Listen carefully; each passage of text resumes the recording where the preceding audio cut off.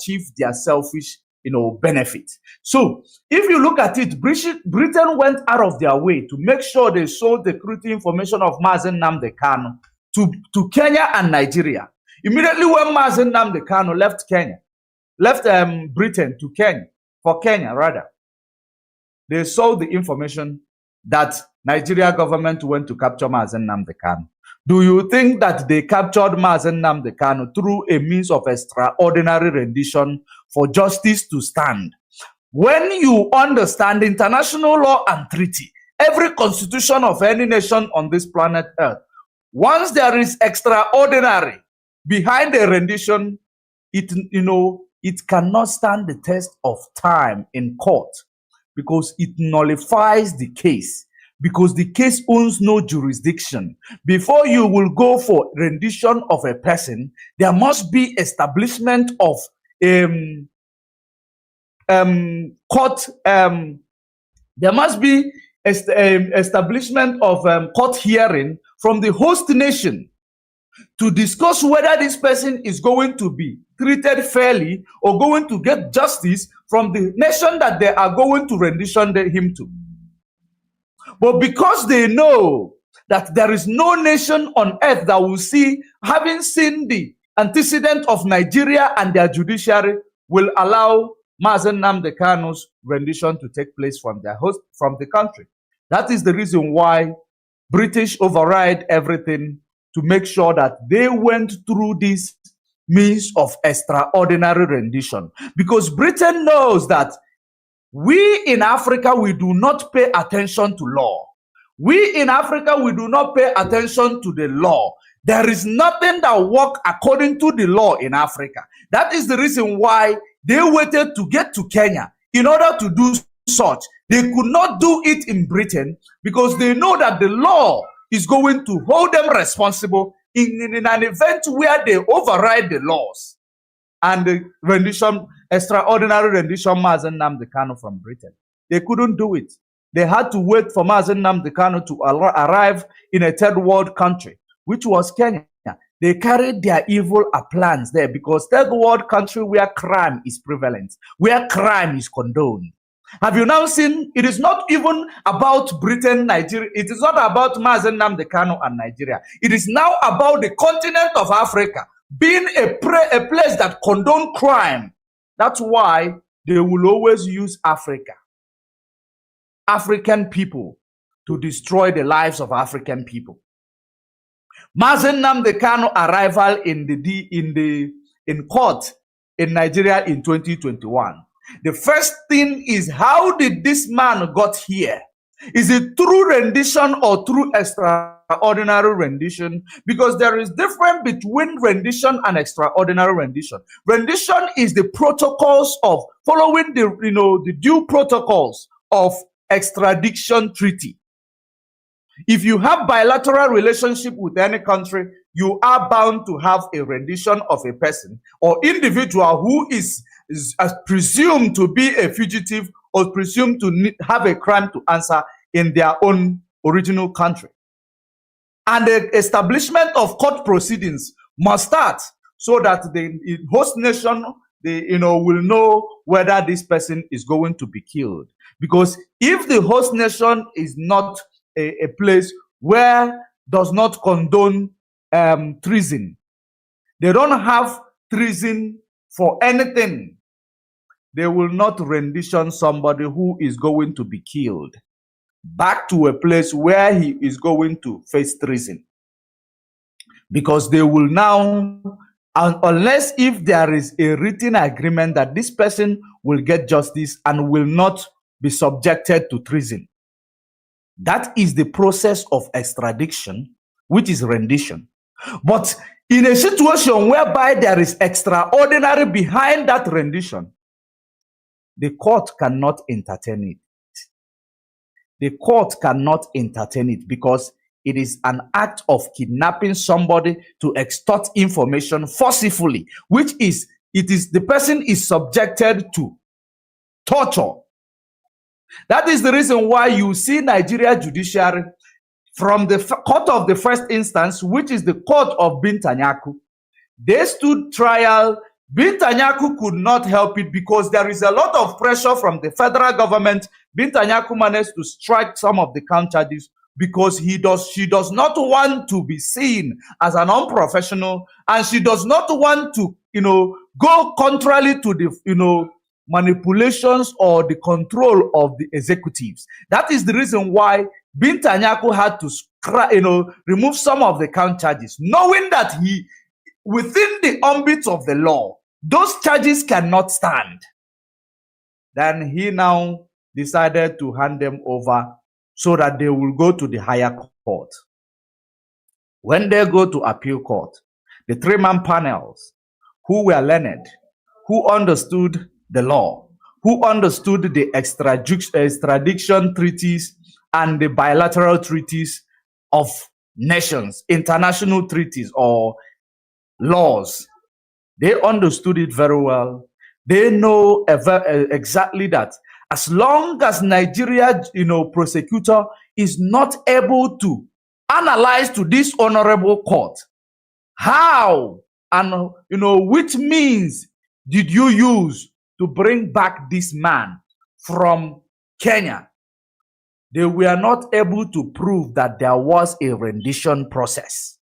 They were not able to prove there was an agreement between two nations, that, there was establishment of court hearing, which will now promote a rendition process. They could not prove it. So, in other words, it was a extraordinary rendition, which there is no competent court in any part of the world who will entertain any case of extraordinary rendition. You cannot commit crime and bring to the court. You cannot commit crime against a person who is even presumed to be criminal. Presumed to be criminal. You cannot commit crime. You cannot go against the law to come and try that person within the law. It does not work like that. So the three-man panel who are learned discharge Mazi Nnamdi Kanu and even tell Nigeria government to send him back to Kenya, with actually, making sure that they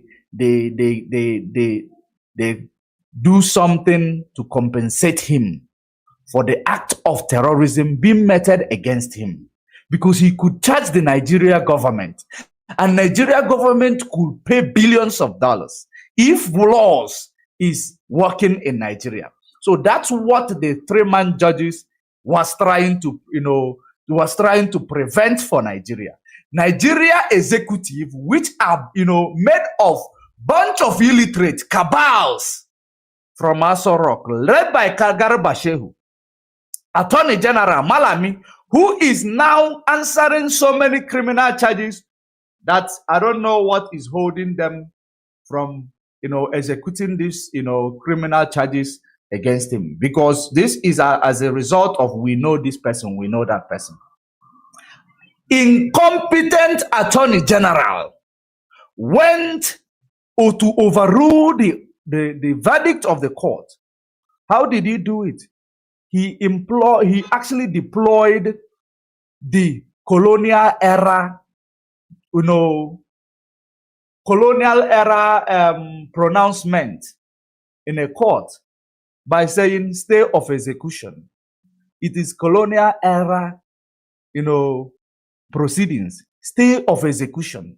Now, having seen that he ordered the stay of execution because he used his authority in the office as Attorney General, because Buhari at that point in time is much interested in dealing with Mazi Nnamdi Kanu decisively.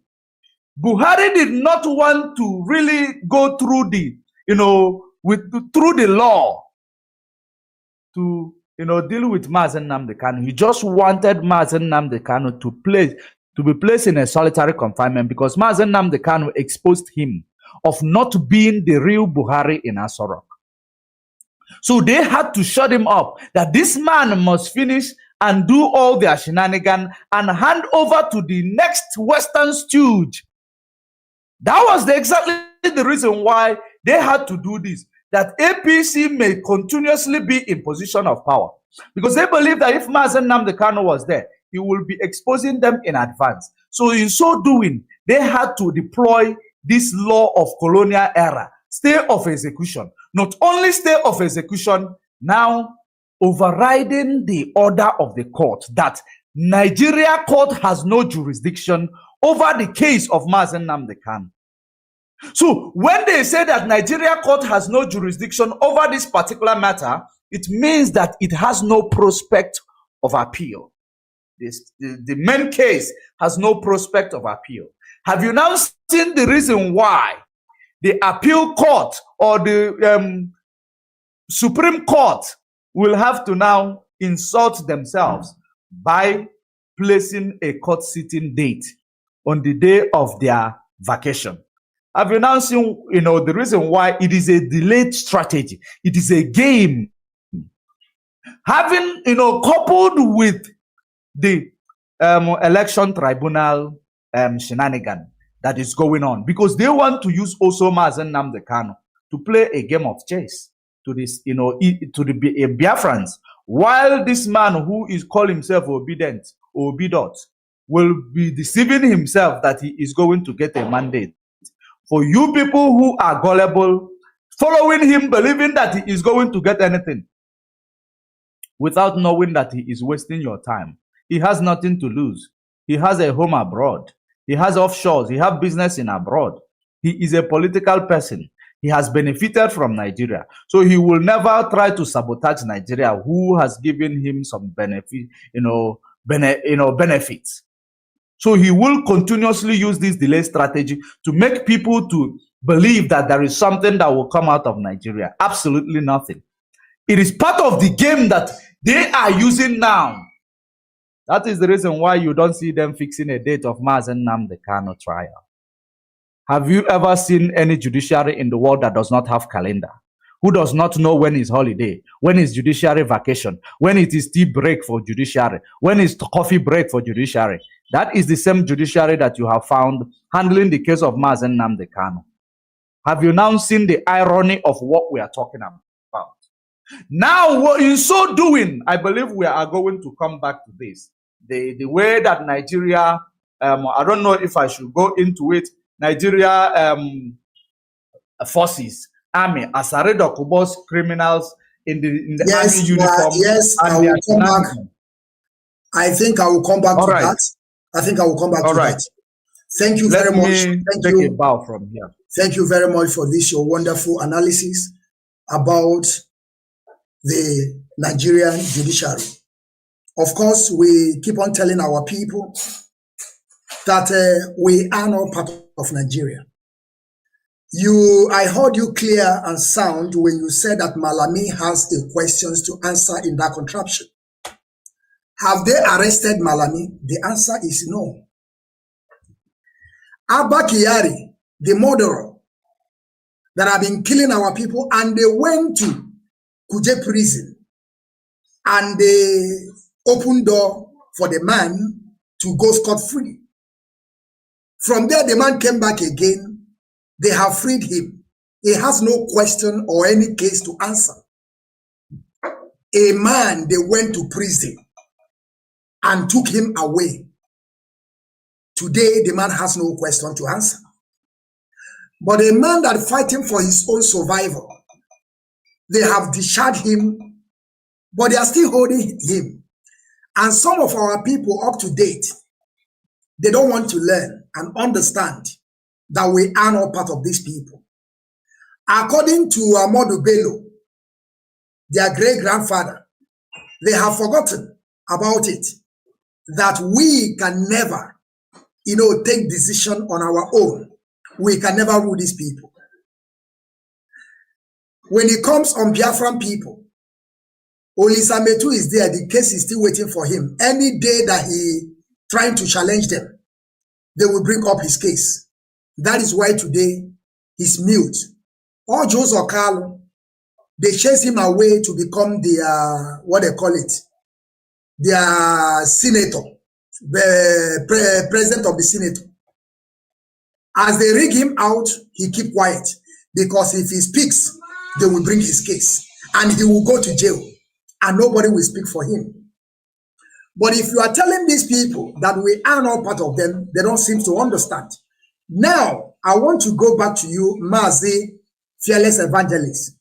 Let us take it from that, when the extraordinary rendition Mazi Nnamdi Kanu back to that zoo. They never even talk about that he escaped the court case. They don't want to bring that case back now. But when Mazi Nnamdi Kanu were out there, they were shouting, he jumped case, he jumped court, he jumped court, he jumped court. And now they brought him back. They extraordinary rendition him to that contraption. Instead of them to start from that issue, why did you not appear in the court? No, they don't want to go there again. Now they are now fabricating lies, concocting stories and begin to pay some agent for them to be able to find a new case on Mazi Nnamdi Kanu. Mazi, I want you to start from there. The reason why they don't want to talk about that jumping of court or did not come to court. Mazi, the floor is yours. Thank you. Thank you. The issue now with the Nigerian government is that IPOB neutralized them. Mazi, I am playing, my voice is playing back on me. If your voice is playing back on you, that means that you have to mute your mic from telephone. Mute the mic from telephone, then you start talking. No, but it's coming out clear.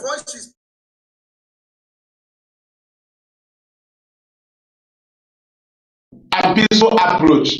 That was their only weapon, and I must have to go there because that was the weapon of Nigeria and the British, even when we have not started agitating for Biafra, this second one. Their weapon was that they labeled our fathers rebels.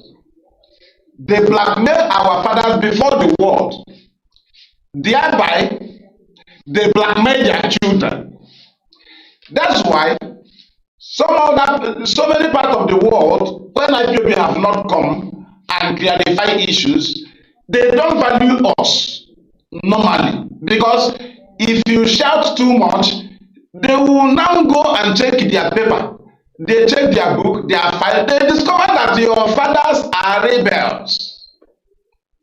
And that's why it is important you not start the next Biafra agitation with war. You must come with self-determination. Because with our self-determination approach, we vindicated our fathers. Why? Because when Nigeria started killing IPOB family members in peaceful protest, we refused to retaliate. Because their trap was, when we retaliate, they will tell the world that that's how their father did. That's how Ojukwu did. They don't have patience. They don't have that's what they wanted to present to the world. And the children of the Biafran warlords, our fathers that defended this land in 1770, their children should suppose not to talk about Biafra without clearing the faces of their fathers. The faces of our father was blackmailed by the British. And we cannot present our matter to any table without clearing our face and the faces of our father, so that our faces can be seen clearly. And today, through our perseverance over different extrajudicial killings uncountable of IPOB family members by Nigerian army and police, we never retaliated. That's when we was able to vindicate our fathers, and we now created express road for ourselves to move to any government in the world, because initially we cannot be accepted. Now, with our endurance and self-determination approach with peaceful conduct, we have neutralized Nigeria plan, and that's why they are angry.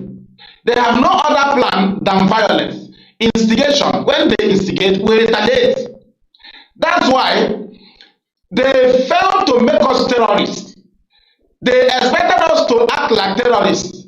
from 2015, 2016. We never acted like terrorists. Remember that when they killed IPOB family members in National High School at the 9th of February, that Nnamdi Kanu have already been discharged by Justice Ademola. Ademola was discharged Nnamdi Kanu on the 20th of December 2015. And the IPOB was in National High School praying, not protesting, praying for free Nnamdi Kanu. Not Nnamdi Kanu that have not been freed. Nnamdi Kanu that have been discharged by the courts. Upon that, they came and killed us. That was when they expected that we should retaliate. No way. They were pushing. The British told them, keep pushing, because that's what they did to you. Right? Then they were pushing. They now came to Mbo again. They killed us. Daybreak. They tried to target me. They told them, keep pushing. They will retaliate. That is the only weapon. We refuse to retaliate. That's when we neutralize them. Now, because they want to tag us, they want to make us terrorists, not even tagging. They want to make us terrorists. We become terrorists, right? And Nnamdi Kanu controlled us. He controlled us. He used IPOB structure to control us, and we understood him. We heard ourselves. Do you know that when they saw that they have failed, because they killed us again in Iguacha, IPOB in solidarity with Donald Trump. 20th of January 2015. They killed us. 2017. They killed us. Under Wike killed us.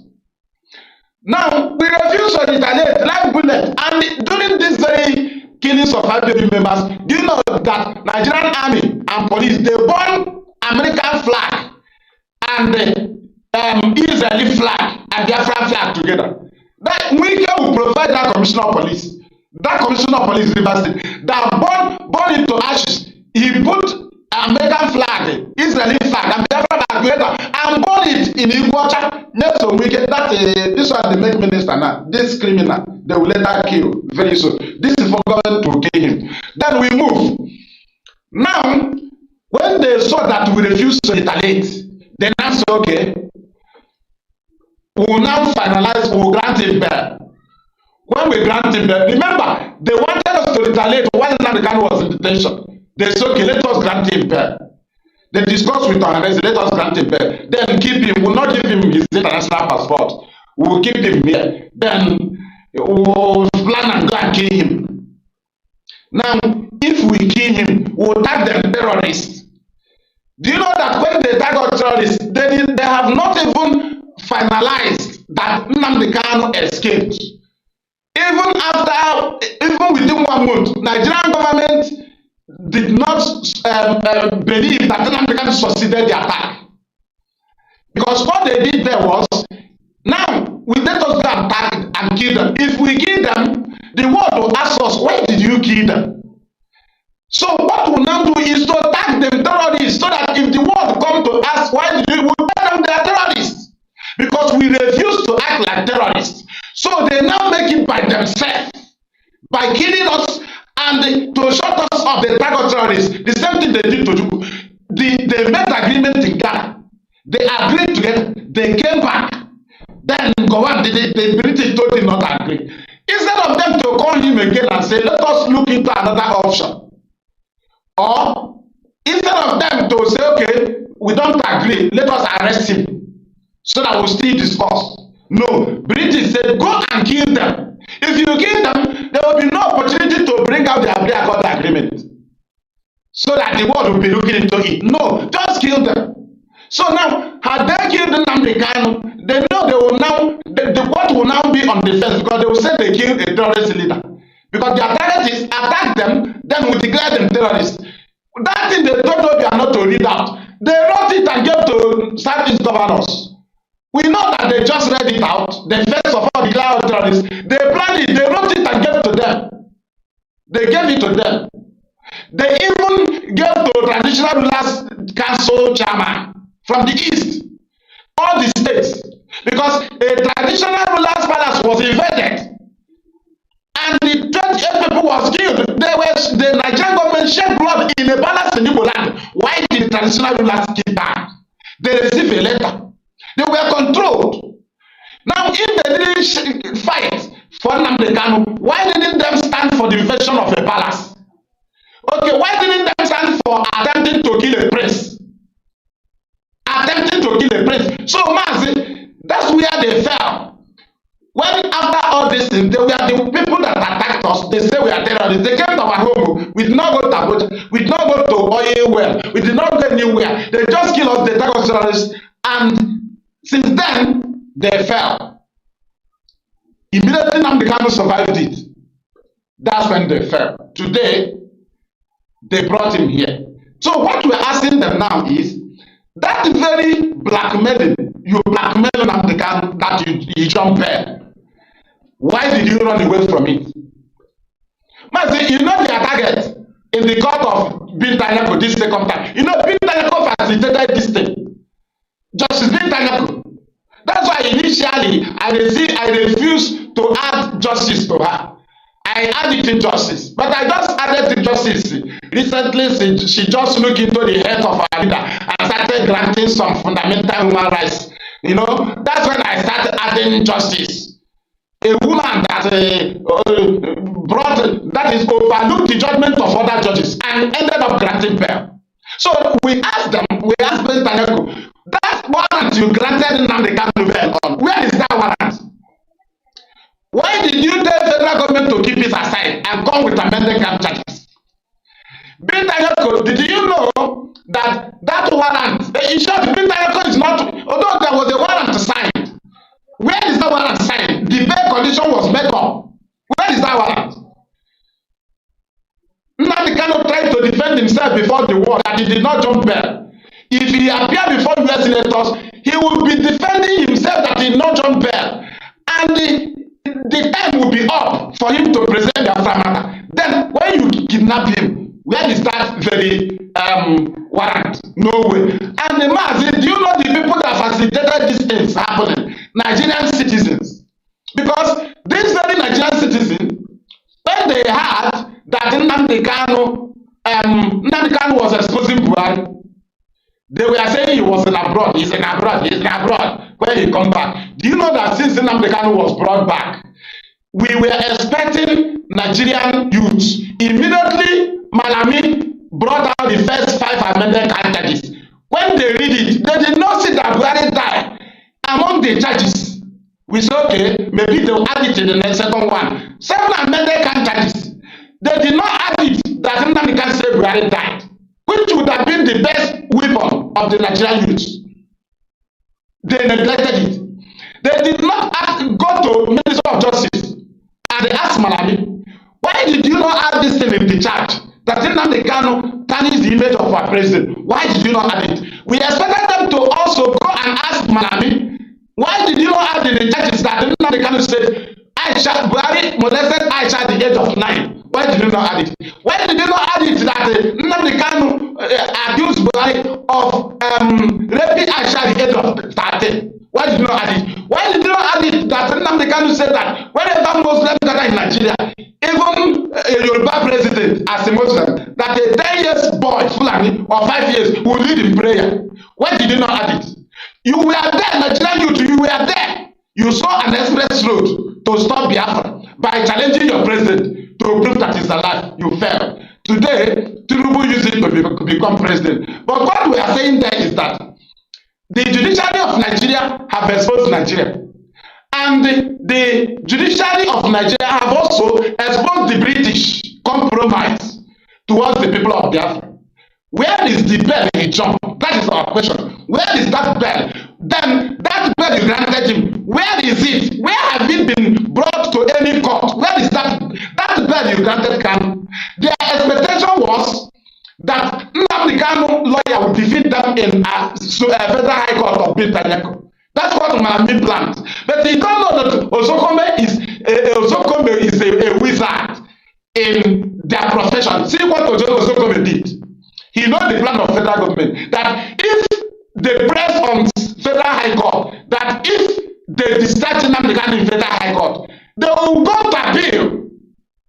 Now, Osokome saw the game. He destroyed only 7 count charges in federal high court. He now first of all be in appeal with 8 count charges. Now the 8 was destroyed. Then, Nnamdi Kanu was discharged and acquitted. And also, the judgment condemned the way Nnamdi Kanu was brought back to Nigeria. That is a extraordinary rendition. That is to say, the judgment found Nigeria guilty of extraordinary rendition. They were found guilty. Right now, when the judgment ended, instead of Malami to surrender, they went back to the same appeal court. How can your traditional ruler give judgment? You don't agree. You go and remove a traditional ruler and put another traditional ruler in the same community. It's a lie. You must go higher place. But the best way for them to go and appeal is in appeal court. Has it not been decided in federal high court? But you were decided in appeal. So they would have been in supreme to challenge it, but they returned back to the same appeal. Do you see where they fell? Because government of cross them, knowing that if he defeat them in federal high court, they will jump to appeal. But he now went to appeal and destroy them. They have no other option to now dance in a naked dance. Must have still come back so that we finish the Supreme Court. Thank you. Thank you very much. Thank you very much. And I also greet our people, our audience, those that are listening. I greet you all. And at the same time, I want you people to distribute this wonderful program. You know, we are doing what we know how to do best.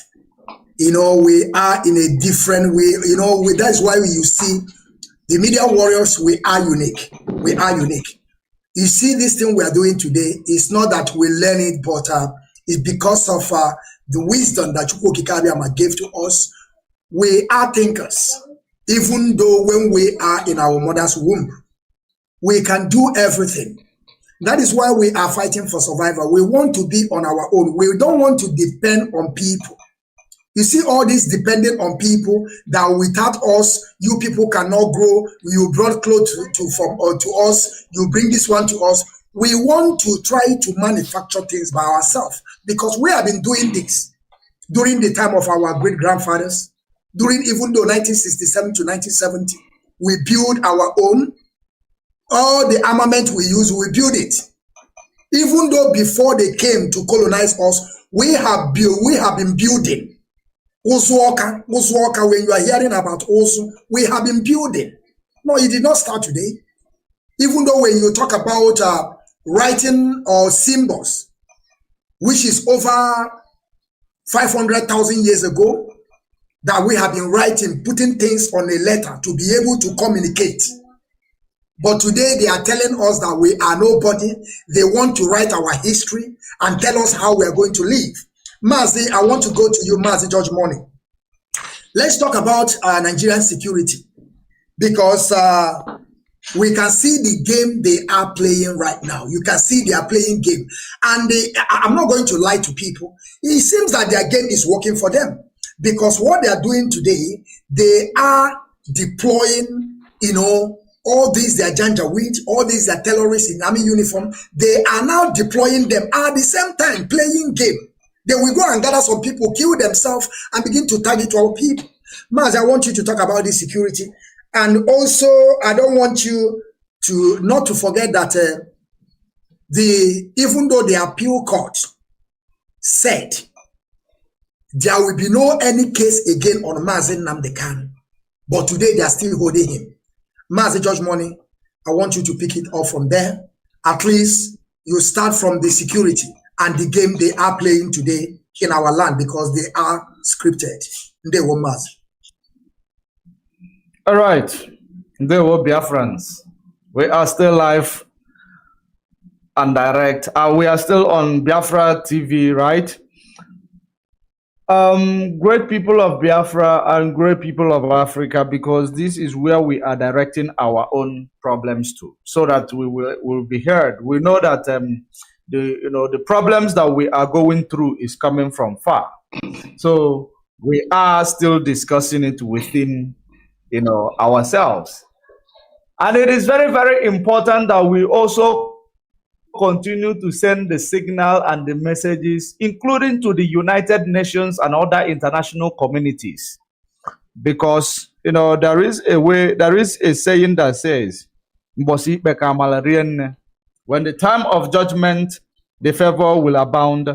So that is the reason why we will continue to expose the atrocities. We are no longer in the dark age. We are in 21st century, where information is everywhere. It's even in our pocket, information. So it is now understanding the activities of the insecurity in Biafra land, understanding the security apparatus in Biafra land, or in Nigeria rather, how they set up their security, and what ends will Nigeria's government go in order to tag IPOB, the aggressor. They are willing to go to extra mile. They are willing to go to any length to make sure that they tag IPOB, the bad guys. But that is exactly what we're going to clear up today. Of course, we have seen so many videos where people are making, the video of the execution of people in military uniform. You have seen those videos. So many people saw that video and they believe, they believe that there is, something extraordinary about that killings in Biafra land. Remember, there will be no smoke without fire. When you start seeing things like that in Biafra land, you should know that there is a serious attack being orchestrated, being planned against our people in Biafra land. Because not even more than 48 hours when this video was circulated, you find people's shop, people businesses being looted, being burned. You will be seeing these things and you will ask yourself, what exactly is going on? The same law enforcement in Nigeria were the same people carrying out these plans, the attacks on themselves, in order to have access into Biafra land. Because everything they are doing it to have access into Biafra land. Believe you me, so many people might see those military killing in Biafra land and they will start, saying maybe this military killing is done by, people who are fighting for freedom. It is not done by anybody fighting for freedom. It is done as a result of Nigeria government. They are good at creating faction. They are good at creating weapons. In order to use it to counter, they can go to any length to counter any strong organization. They have created it in social media to use them to counter the activities of IPOB, so that we will be here always talking about these people without remembering the activities, the heinous crime and the activities of Nigeria military and Nigeria police against our people. Now they have seen that we have defeated them in the media space. They have to now create another, faction of these criminals. Of course, today you see those factions, they are wearing military uniform. So what will you say? How will you tell me now that those people who were killed are indeed Nigerian military, when the same people who killed them were wearing Nigerian military uniform? So these are the people who become the sacrificial goats or sacrificial lamb for Nigeria, just because they want to truncate the judgment of court against for Mazi Nnamdi Kanu. They want to turn everything around. They want to actually implement what will back up their colonial era of state of execution. That's exactly what they are trying to, deploy here. We are very, aware of, because I've been thinking about how can they see, of course, when I'm done this, they will start writing. How will they come to tell us Nigerian military was killed? And there is no, they did not even bring out in the media how this Nigerian military was killed, who killed them, and they did not even bring out the names of these people who were killed. Are they not people? Do they not have an identity? They show us the video. Who will go to kill Nigerian military? After that, they stood there. They were taking videos, telling you taking videos, because those who were taking those videos, they were still the same people who committed the crime. Because if you see a crime scene in Biafra land, you will never see any ordinary individual around it. Talk more of a crime scene where military were killed. Because when military is killed, or any crime scene in Nigeria, of course, you are familiar with I follow and I no follow. So, how can military be killed and people were there taking video, shouting Jesus, Jesus, Jesus? If you remember what Asaredo Kubo said a few months ago, Asaredo Kubo was making a mockery of Biafrans and was saying that their house go they burn, we go they burn their houses. You know, he was making a mockery of that. And if you look at who were those burning the houses belonging to Biafrans, it was not people in military uniform. So if Asaredo Kubo was saying that he was burning out Biafra houses in Biafra land, will you now tell me that those people that was killed there were Nigeria army? The same people, even whoever that they killed there, the same people who put them up there, they are the same people who killed them. Because all these things these people are doing, it is all about to make sure they tarnish the name of IPOB and tarnish the name of Eastern Security Network. Now the people who are claiming the responsibility of doing these atrocities, remember that all these people, these things they are doing, it is a shenanigan. They are trying to redirect the narratives. They are trying to change the narrative. They are trying to make sure they incriminate Mazi Nnamdi Kanu, even while at the DSS solitary confinement. That's what they are trying to do. Now, coming back to the same people who were claiming responsibility of carrying out these atrocities, who call themselves, is it government, unknown government or unknown military? That's what they call themselves recently. The same people made mention they don't want to see anybody carrying weapon in Biafra land, carrying gun in Biafra land. They tell you they don't want even to see Eastern Security Network, who is protecting our land from Fulani terrorists, carrying gun in Biafra land. That the only people who are supposed to carry gun in Biafra land are the unknown government in military uniform. So when you see this, that is the reason why when I see those images of those Nigeria military, they projected to be Nigerian military, whether it is a Asaredo Kubo's terrorist giving me uniform to go into Biafra land. Because if you look at the antecedent of Nigeria in 2020 to destroy the NSAS protest, Nigeria government created a faction who came to the street acting or behaving like they are in solidarity with the protesters, but they become so destructive in order to give Nigeria army, assistance to come in and shoot people at Lekki toll gate. So this is well orchestrated plan. In my own opinion, it is a well orchestrated plan in order for these people to have access to invade Biafra land. Because when these people are going to invade Biafra land, you will find out information will reach the same people who are calling themselves private,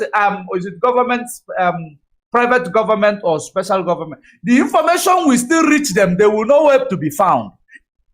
Then the Nigeria army and the Nigeria Joint Task Force or police will start now going to destroy people's businesses, burning individual houses, people who has nothing to do with their shenanigan. They will start destroying their properties and they will start destroying the lives of our youth.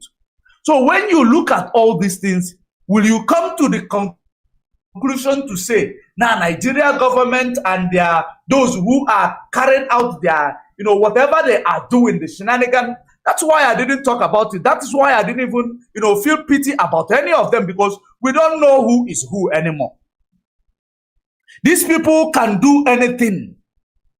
And when we say, when this thing started from the media space, I continuously telling our people there is a Western agenda here. And that Western agenda is to make sure that they destroy the grip of IPOB. They want to destroy the foundation of IPOB. They couldn't succeed in the media. They're now trying to, bring out a plan on the ground. But, the only thing, I am so happy that IPOB of today, we know what we didn't know before. We have seen the tactics these people are using. We have seen even the, mindset of those Western agenda, or those who are trying to make sure that there is no civility in Biafra land, who is trying to make sure there is no peace in Africa. Trying to make sure that everything that African women, children, and men are doing to emancipate themselves from this mental slavery, or to be free from this neo-colonial setup, it will not it will not stand the test of time. That is exactly what these people are doing. And that is the reason why it is very, very important that we in the media space, we will know exactly how we present our information. We will know exactly on how to respond to this shenanigan that these people are creating. Nigeria government holding Mazi Nnamdi Kanu, even making the court to be useless and incompetent by placing a court date without knowing it is their vacation day. Do you not think that these things are deliberately done? These are deliberate acts. Now they have done it. They are so scared to come out to stand to bring Mazi Nnamdi Kanu, because the Supreme Court, they have checked within the ambit of the law that every judgment given by the appeal court 3-man panel was authentic and there is no flaws in it.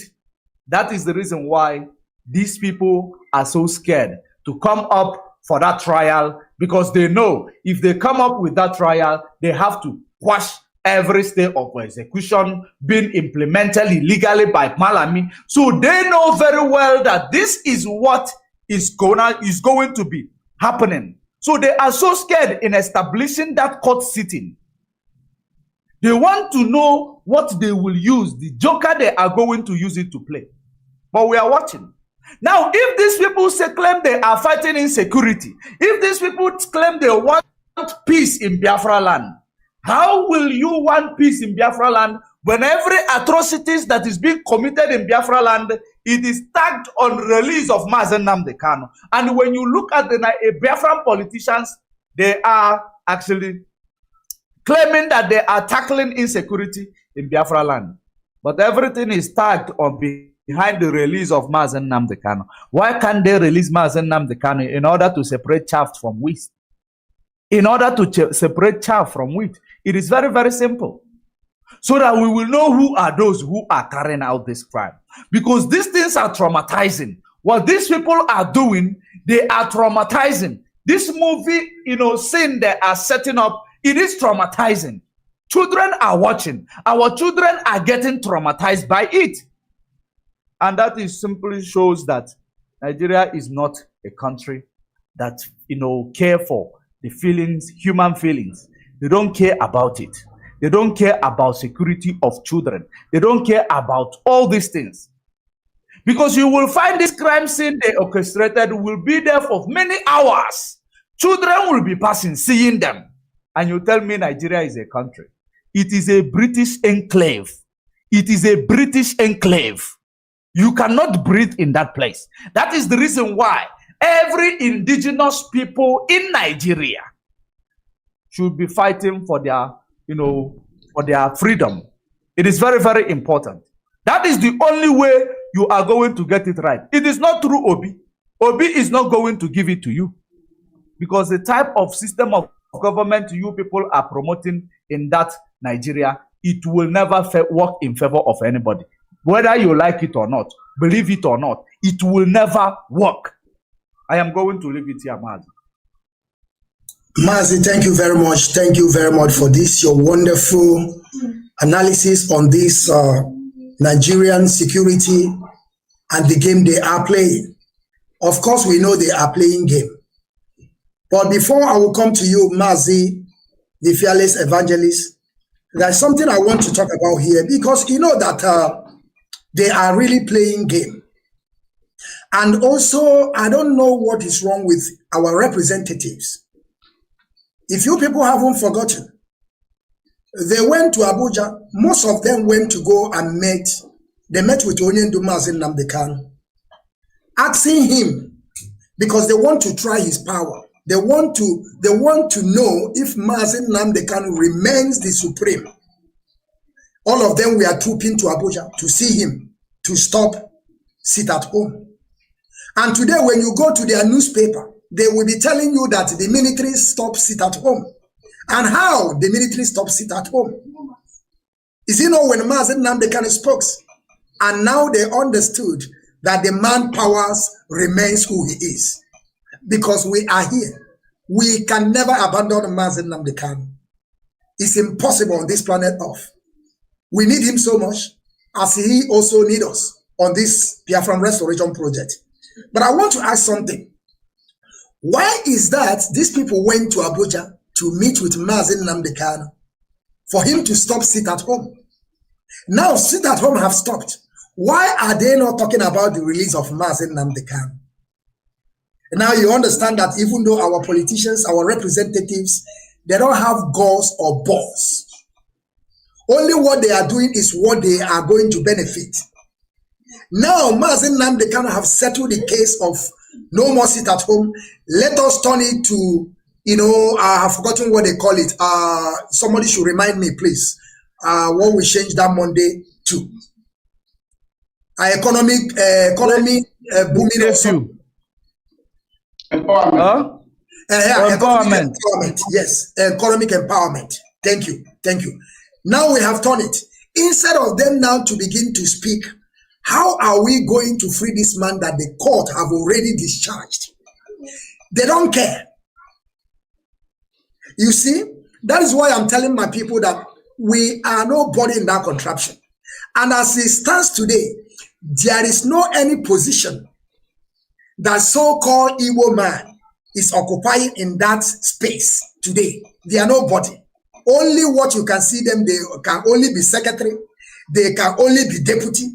You can never see them stand on the head to give decision because they are nobody. But we keep on telling them this, but they don't seem to understand. Mazi, fearless evangelist, before you start, I would like you to start also Abuja, Umuahia Court. I would like you to start from there because you know that we also warned them in Umuahia. You know, when they were ranting and saying sometimes they will be promising a huge of money they know they are not going to pay. We don't care about the money. At the same time, with the British people, and I want you people to also, I want you to touch this thing also, the game of British people. They say they are coming to our land to help us so that people will be submitting their passport in Enugu. And they never talk about how they are going to free their citizens. Because their plan was, the plan they gave to Kenya people is that when you are going to extraordinary rendition this man, don't let his passport to show. Don't show his passport. Seize that passport. Don't write it that he even have a British passport. That is the mind they gave to Kenya people, and that zoo called Nigeria. Don't ever bring out his passport. Don't write it that he have even British passport. So when the case will get to British people, they will say, we don't know because they did not show his passport. But you don't know that it's a game plan. So Mazi, I would like you to also start from Umuahia Court. And we are listening, Mazi. Thank you very much. And the mic is yours. Ndeo. Okay, Mazi, thank you very, very much.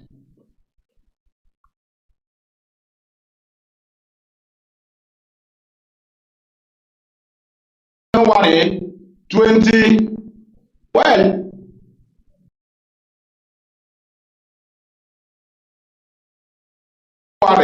2022.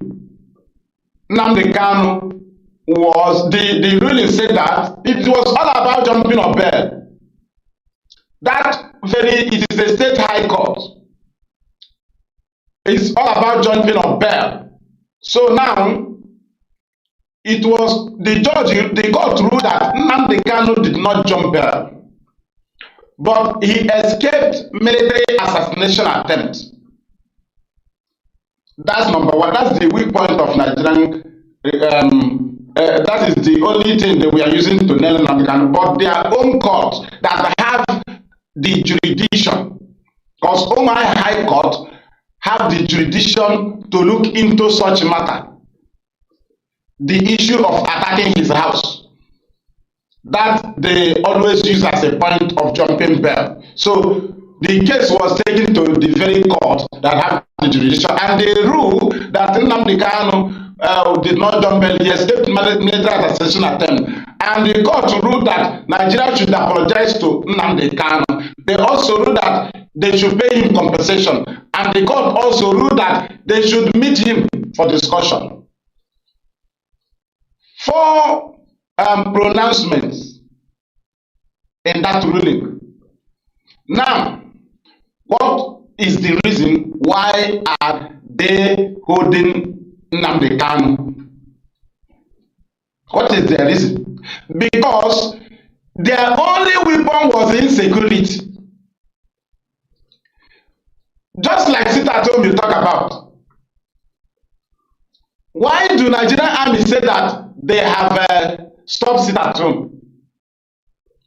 Their reason was that they approached the senators, they approached the Southeast politicians, as they call them, telling them that Nnamdi Kanu is behind the criminal and doing sit at home. The IPOB is just trying to pretend. Now, and these people, these senators, you know, because of their crimes against us, that's why we don't value them, but they have a voice. When all of them were discussing, trying to think that IPOB is doing partial, somehow that IPOB is supporting the violence, but somehow IPOB is trying to protect IPOB. That's when Nnamdi Kanu allowed those visits. He first of all allowed Olasi, he invited Olasi, he's an elder, before the Senator Oba and Ezengri. Before that invitation, our leader had pointed hand at the criminal doing sit at home. You know, Nnamdi Kanu is too clever. How did he point a finger on the criminal? He used a letter. The letter was a pointing finger. He refused to give a letter to IPOB. He gave a letter pointing finger to an individual, telling him to stop the crime. That's when he neutralized the government. That's why the senators, they started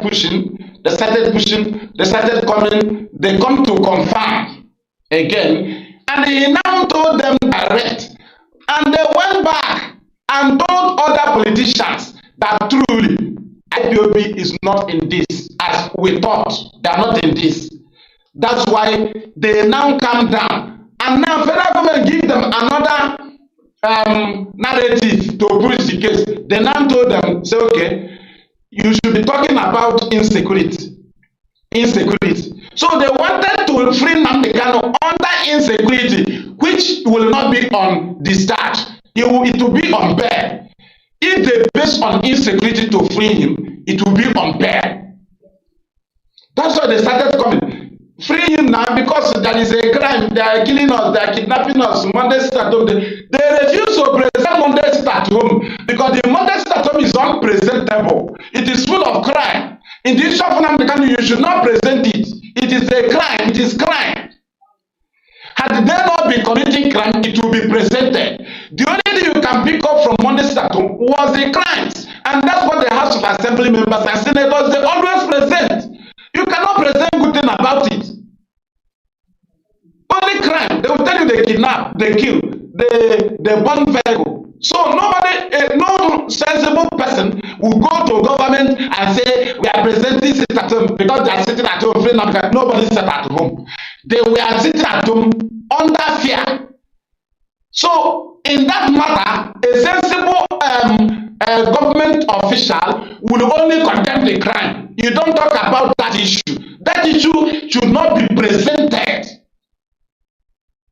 That's why they were pushing on. They want to. Their plan was to see if IPOB is involved in the crime, but they want to confirm from Nnamdi Kanu fully, because they plan this very secret with Nigerian government. They employ people, infiltrators, and then the federal government hijack the infiltrator from them, using it out of their knowledge, using it against them. They try to bring him back. No way. It's already the hand of the federal government, top hand. They started using him against their will, against their wish. Now, when IPOB through Nnamdi Kanu stopped sit at home, the Nigerian army was frustrated. They now try to see if it can still work to use it and blackmail IPOB. The next Monday, they brought the fake news to the world and said IPOB ESN was enforcing sit at home. The world rejected it. Every government they took it to, it was rejected. So when they tried this and tried this again to use Monday sit at home to blackmail IPOB, it didn't work. They now called the chief infiltrator. They told him the sit at home cannot be used to blackmail IPOB again, because no international body accepts it again against IPOB. Do you know what you use now? Or you use the language coffee. Use the language coffee, because we cannot, if we present sit at home, nobody accepts it again. So what you now use now is coffee. So when you are using coffee, tell them that it's not, have no business with sit at home, it's not sit at home. So when he now announce coffee, they tell him, okay, use army. Now launch your army, launch 8-man army, because we want to, is the only means to invade our land. You know, the only work of the infiltrator is to invade our land, because Nigerian army want to keep our leader in detention and force us into war. But IPOB beat them. And that has been their target is now, they told this man to launch army. So when he launched army that is fake, few people, they now go to their intelligence room. They say, how do we present it to US? They gathered it and said no. This man, IPOB has succeeded in separating him from their name, IPOB. Now they have no name. So if we are presenting the army to US now, whom shall we say, which group launched the army? That's what is holding the Nigerian government from invading our land. Because the people that launched the army have no name. It's just an individual. In freedom fighting, they have no business with an individual. Now, if they present such thing now, the world will see Nigeria as the people facilitating criminality.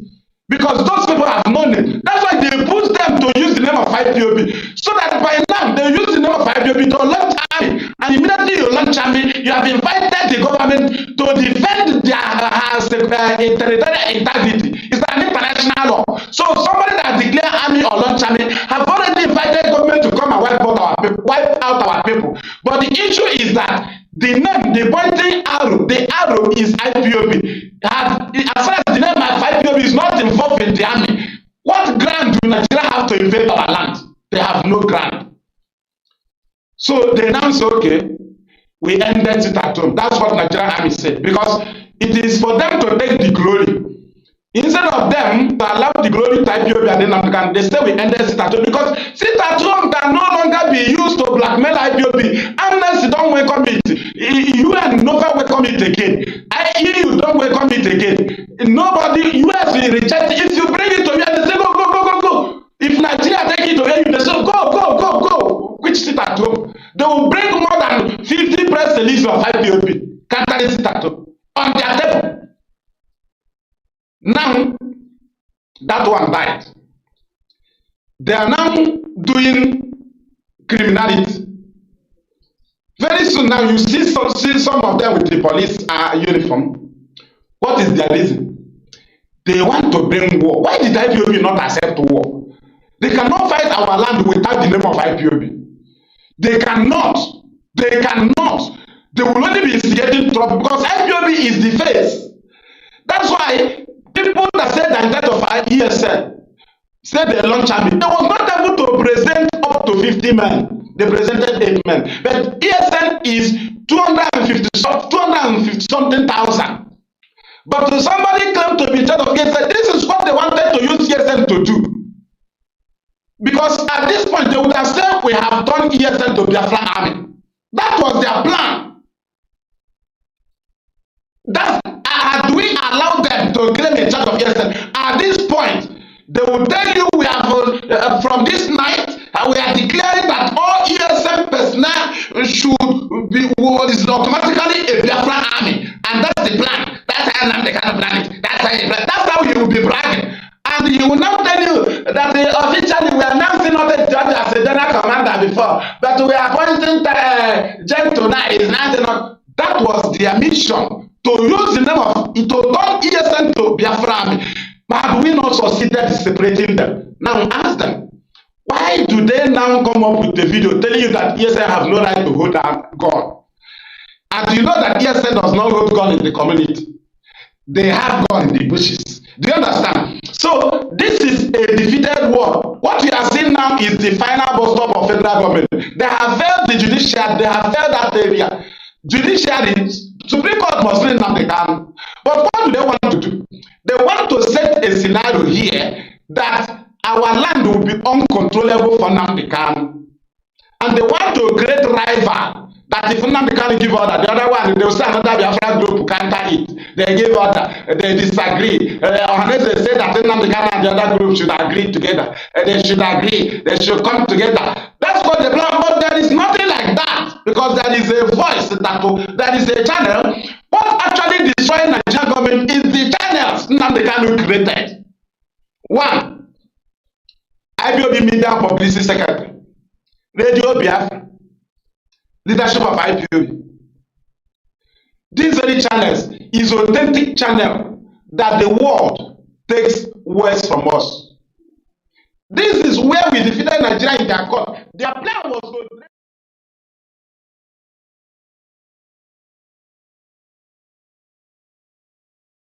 Again, I'm going to hand over the platform to Mazi Abanyim, the European representative. Mazi, please welcome to the program with your group. Over to you, please. Go on. Thank you, Mazi Jonathan. Thank you so much. Good evening, Biafrans all over the world. Good evening, good afternoon, and good night to some of you, depending on your time zone, your location. Good evening, Biafrans in Europe. My name is Mazi Abanyim. I am the European representative of indigenous people of Biafra. I come from Ami Ikechukwu.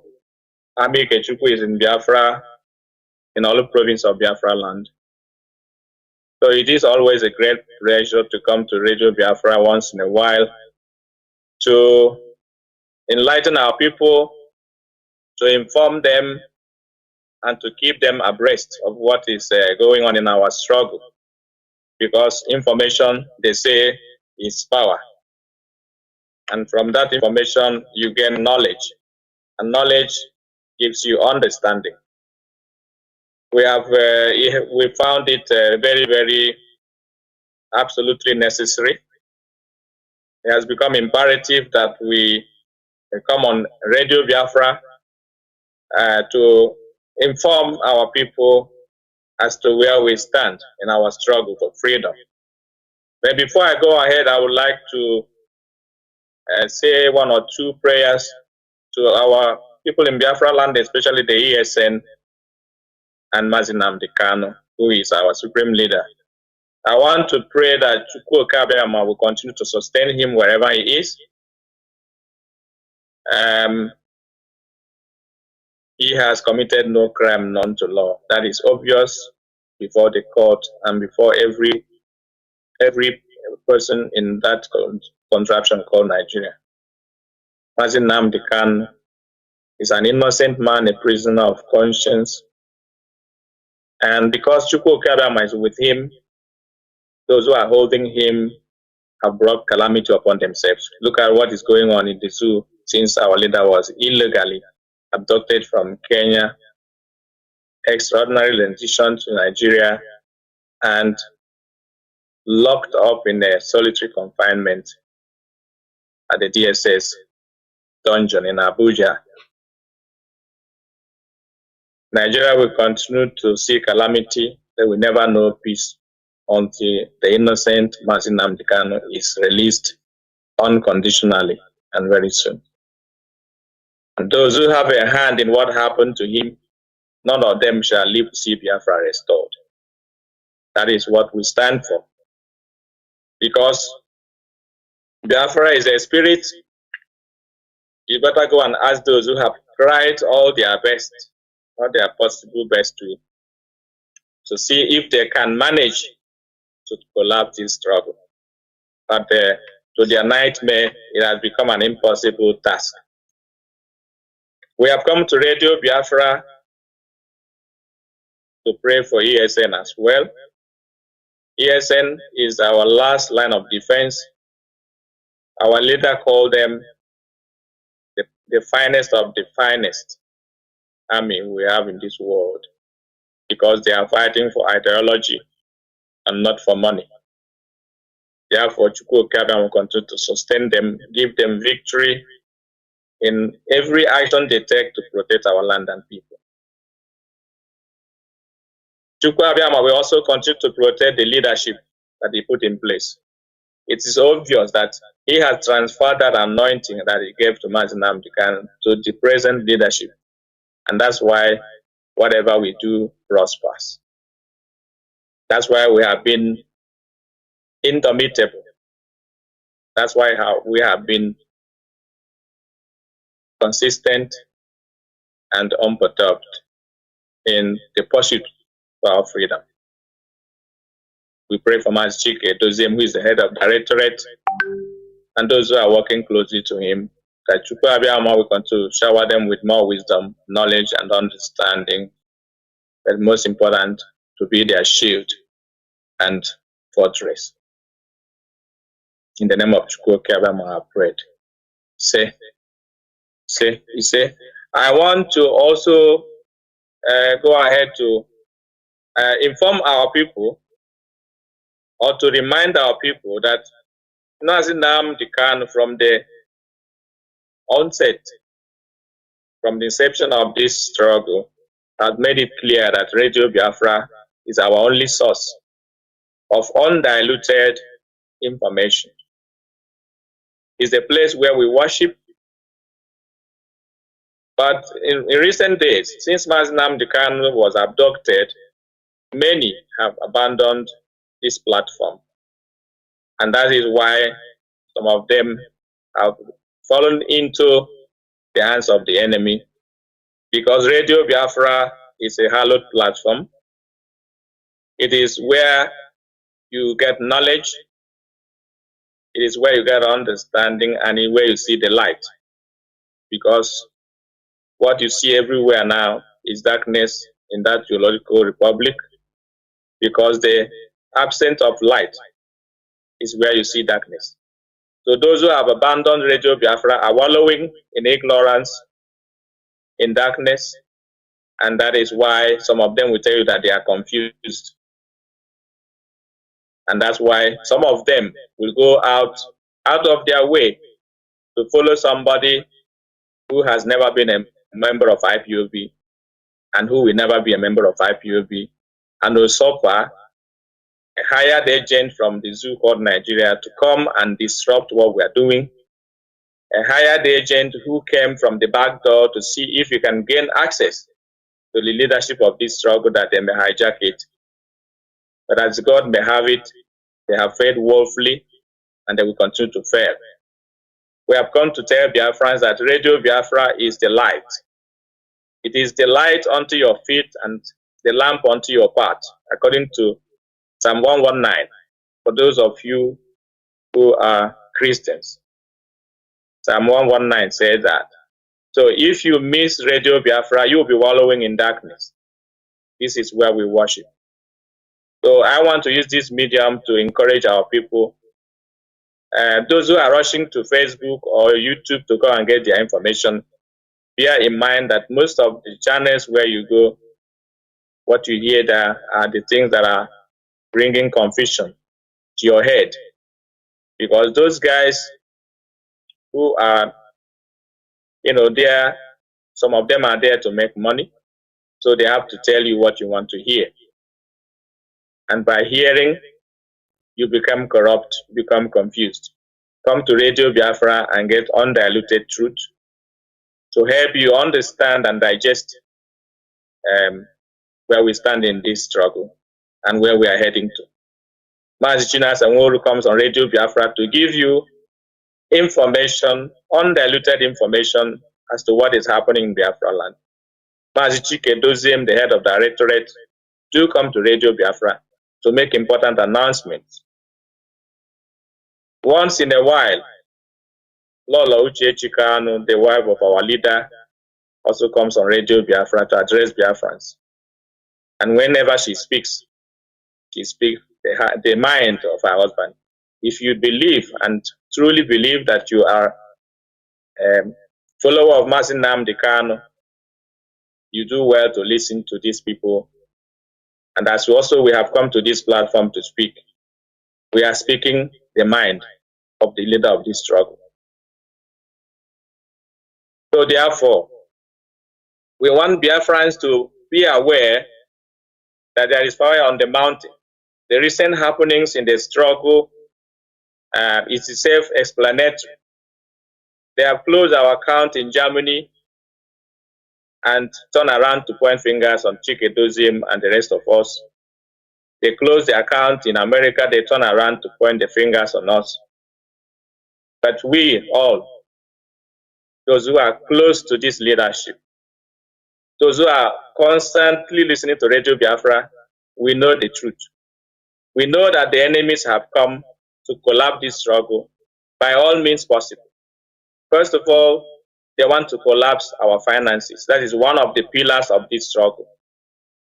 That's why they are frustrating this leadership of funds, so that without funds we cannot run the struggle and everything will collapse. But we are always 7 steps ahead of them. They have also attacked the ESN, which is another pillar of this struggle. They claim that they are ESN themselves. They change their names all the time. They change their titles. They claim to be disciples of Nnamdi Kanu. After being a disciple, you become the prime minister or crime minister, trying to then overthrow the person you're supposed to be following. They made promises to Biafrans that Biafra will be restored in 150 days. Nobody's asking questions. That 150 days has come and gone. They also boasted that they have acquired fighter jets to destroy the zoo called Nigeria. Nobody's asking the question, where did you back the jet? They also boasted of having warship that is going to come and destroy Nigeria. The gullibles keep following sheepishly without asking questions. That's why it is absolutely necessary that you come to Radio Biafra, get enlightenment and get knowledge that the people that we have in our land, we have come to to save them, to protect them. Because Mazi Nnamdi Kanu saw this many years before they are beginning to unfold in our own eyes. That's why we are doing what we are doing. We can never turn around to kill the same people we have come to protect. But those who claim to be fighting for Mazi Nnamdi Kanu's release are the ones killing the same people we have come to protect. Killing poor market women who are coming out on Monday to do their businesses, you kill them. You put a seat at home for 2 weeks so that those who are the peasants who must come every day to make their living, you keep them indoors so that they may starve. This is the height of wickedness. It has nothing to do with the struggle.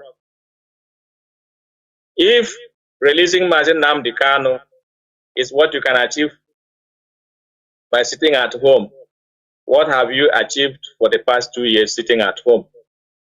Nothing. Because the Nigerian government doesn't want to know whether you sit at home or not. The pain is only on the Biafran people. Nigeria has no economy, talk less of the economy that you are going to inflict injury on them. When they don't have money, they go and borrow money. They don't care whether the economy is going up or going down. So you cannot keep trying the same thing and getting the same result, and you keep trying the same thing. In this struggle, we have learned to change strategies and make sure we achieve our goal. You can't keep doing the same thing and getting the same result, and you keep doing the same thing. Sit at home, sit at home, sit at home, achieve nothing. This particular leadership of IPOB worldwide have changed different strategies to ensure gotten what we want, to ensure that we are going to achieve it, because when you use one strategy and it doesn't work, you have to brainstorm and see what else you can do to make headway. But this is to show you that they have come to steal, to kill, to maim, and to destroy. Their aim is only to collapse this family, to commit atrocities and hang it on Mazi Nnamdi Kanu, because there's no amount of years you are going to sit at home that will make Nigeria government to do what they don't want to do. But there are many ways to kill a rat, and that's why this leadership is doing what we are doing, which we are not at liberty to tell you in the public. But those who are watching closely will see with their eyes the result of the work of this leadership. They have done everything to make us, they come and they tell them what we have in mind, what our plans are, but that's not going to happen. We remember when our leader bought the transmitter in London, sent it to Biafra land. They started saying he has embezzled our money, there's no transmitter.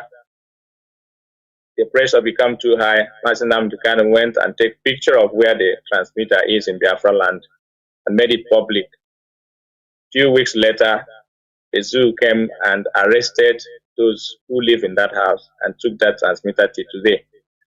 So for that, we have learned our lesson. There's no amount of pressure that will make us tell you what we want to do. But when you do it, you are going to see it with your eyes. We are not here to play, because many lives have been lost, blood have been shed, millions of us have been killed for this particular freedom, and we are not here to make money with it. We are not here to make money. Some people who call themselves relatives or siblings of Mazi Nnamdi Kanu has the mindset of turning this struggle to a franchise. And that is very, very sad indeed. Very, very sad that many people have died in this struggle. Many are still dying on a daily basis. And some people still have the guts to be making money out of the blood of our people. Freedom fighters never fight for money. If you are in this struggle and you are depending on the money you are going to get, or you are placed on salary, then you are not a freedom fighter. Freedom fighters fight for their ideology. They spend their own money, their own hard-earned money, not to embezzle what people are contributing to make sure that this struggle moves forward. So therefore, Biafrans, I will be calling on some of the coordinators who have come with me tonight. They will introduce themselves to you, and they will also say one or two things to let you know where we stand. We are here to tell you that Mazi Nnamdi Kanu remains our leader, our supreme leader. Mazi Chinedu remains the head of Directorate of State, deputized by Mazi Zurumi. There is nothing like Biafra government in exile. There is nothing like Prime Minister. There is nothing like Biafra spokesperson. All those nomenclature are the scheme of the enemy to try to see if they can destroy what we are doing. But they have failed woefully, and they will continue to fail. And none of them who has soiled their hands in blood, the blood of our people, shall ever live to see this Biafra restored. In the name of Chukwu Keabiam. Let me call my deputy Zayoba to say one or two things before other coordinators will be called upon to speak. Thank you, Biafrans. I will be here standing by as we go ahead. Thank you so much. All hail Biafra. Mazi Zayoba, please, I'm calling upon you to come and speak to our people who are listening attentively tonight regarding why we have come here tonight to this broadcast. Our European rep, Mazi Abalim. Thank you very much. I hope I'm coming out clear from your end. Yes, Mazi, go ahead. You are coming out clear. Okay, thank you so much. And thank you to our host tonight, Mazi Jonathan Chinedu. And greetings to Biafrans all over the world and the IPOB family. Depending on your time zone, I'm greeting you, bringing you good tidings from my location here.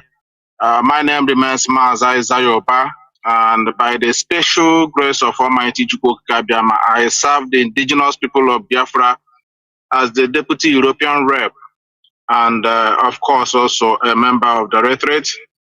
Thank you so much for coming around this evening to listen to us. Of course, my European Rep have said almost everything. Just to add a little bit spicy in what he has already said. Of course, I will not hesitate to realize the head and the leader of this movement, known as Mazi Nnamdi Kanu, who is now in the DSS dungeon. He was kidnapped in Kenya and extraordinarily renditioned to Nigeria. He's a prisoner of conscience.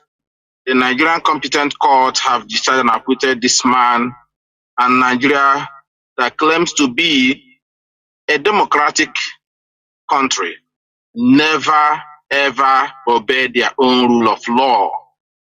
When the law does not favor them, they intend to bend it, which is exactly what they're doing, aided and are supported by the British. Of course, British are the one doing what they are doing in Nigeria.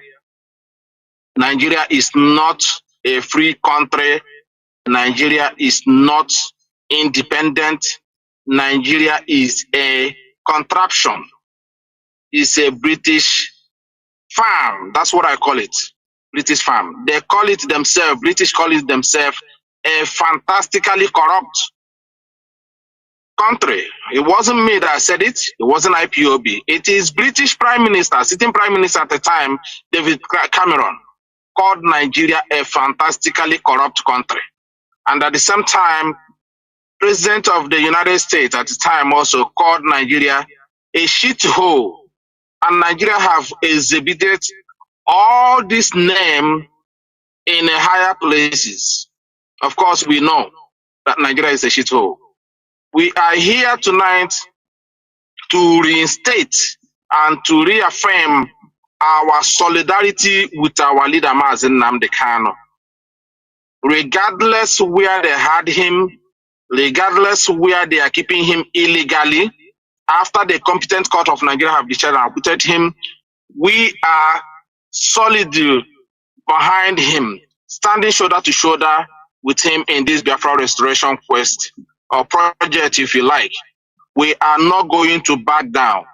We are not going to retreat. We are not going to surrender. We are here to let our people know that every structure that is established by Mazi Nnamdi Kanu, the leader of this great movement, is still intact and in place. And that's why you are seeing some members of national coordinators across Europe are going to coming out this week to be addressing you. It has started today. And few of them are going to talk after a few minutes. Of course, you know that this will continue because they are coming in badge by badge. We can't have all the national coordinators to speak tonight.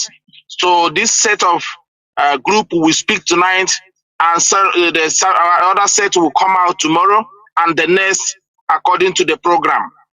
So this will reassure and tell our people in the absence of Onyendu, in the absence of the attack, in the whole invasion of IPOB family, we want to let our people know that IPOB family are still intact anywhere they're located. It's quite unfortunate that some, disgruntled fellows have fallen apart. Onyendu mentioned 100 men. Also, no but this is the stage where we are now. We are coming here this evening to let our people know that this Biafra and this movement led by Onyendu Mazi and Nnamdi Kanu, the heart of it cannot be allowed to see any corruption. And we are going to protect this Biafra restoration project.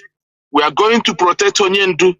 And we are letting the Nigerian state and their handlers and the British government know, with or without Onyendu, we are not going to back down, and we are going to restore Biafra in truth and honesty.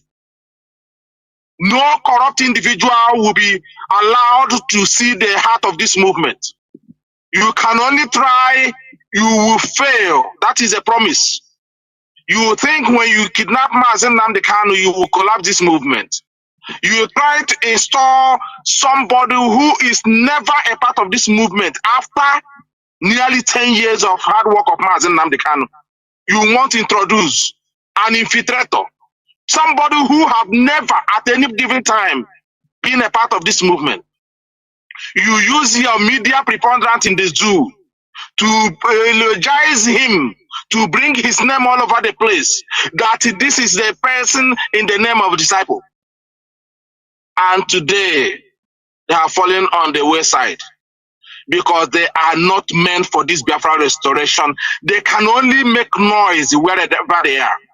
They continue to make their noise until we came to their domot to shake hand with him as a coward, as useless as he is, as a mouth-making basket mouth. He went on a hiding. He never come out to address his fellow Biafrans as he claimed to be.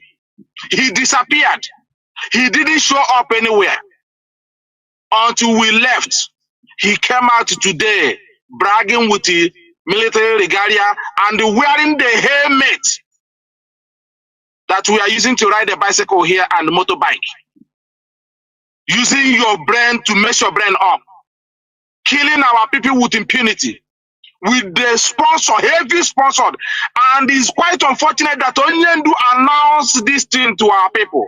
That Nigeria have mapped out to set out billions of dollars. That many of our people will be buyed. Many of our people will be bought. Many of our people will be deceived. Many of our people will be sent to early grave. Our people refuse to listen. And today it has happened. Pregnant woman being shot in the street of Biafra land. Unborn child baby being killed by these infiltrators. Our children in the schools being pulled up from their schools. Teachers lie down in the open, being flogged by the criminals themselves that claim that they are fighting for the same children. How can anyone attribute this kind of criminals to IPOB? Mazi and Nnamdi Kanu have laid his life for. His parents died in this struggle. And we are here to reaffirm that we are not going to tolerate this. Anybody, any individual, any group involved in intimidating and harassing and killing our people will never be forgiven. We can never forgive them. The same people who come out yesterday accusing IPOB leadership, the same people who came to blackmail Mazi and Nnamdi Kanu, the same people who kidnapped him are the ones that are blackmailing IPOB, are the ones that are working so hard to put themselves in the position of the leadership. Everything is there in the open for us, for everybody to see. The same group of people, until they naked themselves in the open. Even their women, they call themselves Umada Highway. They call themselves different kinds of names. Until the same people naked themselves in the open. Their gangling leader have no shame. He took the nakedness of our woman, an Igbo woman, and posted it on the internet. This is something that our people don't know. He claimed to be fighting for Biafra. And he took the nakedness of a mother that has children, that has a husband, that is, and put the picture of the nakedness of our mother in the open and killed a pregnant woman with unborn baby on the street of Biafra land. They want to use him to hijack the movement. Him and his group, and they claim the so-called, he called himself special counsel. They plan them in layers. These infiltrators and criminals are being put in layers. In layers. You deal with this one, another set will come out. You deal with this one, another set will come out. We will continue also to deal with them until the physical way Biafra restored Mazi Nnamdi Kanu released. We are not going to get tired. Because Chinedu told us to prepare. A day like this will come.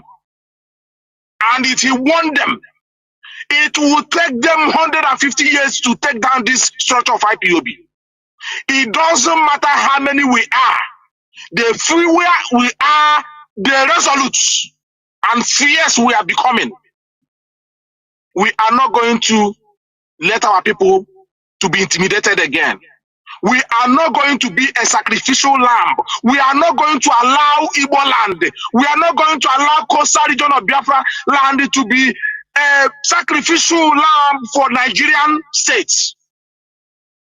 British for 110 years now. British has contributed nothing to the development of Nigeria till today. And we are using this opportunity to let our people know there is a wave of revolution going around in Africa now.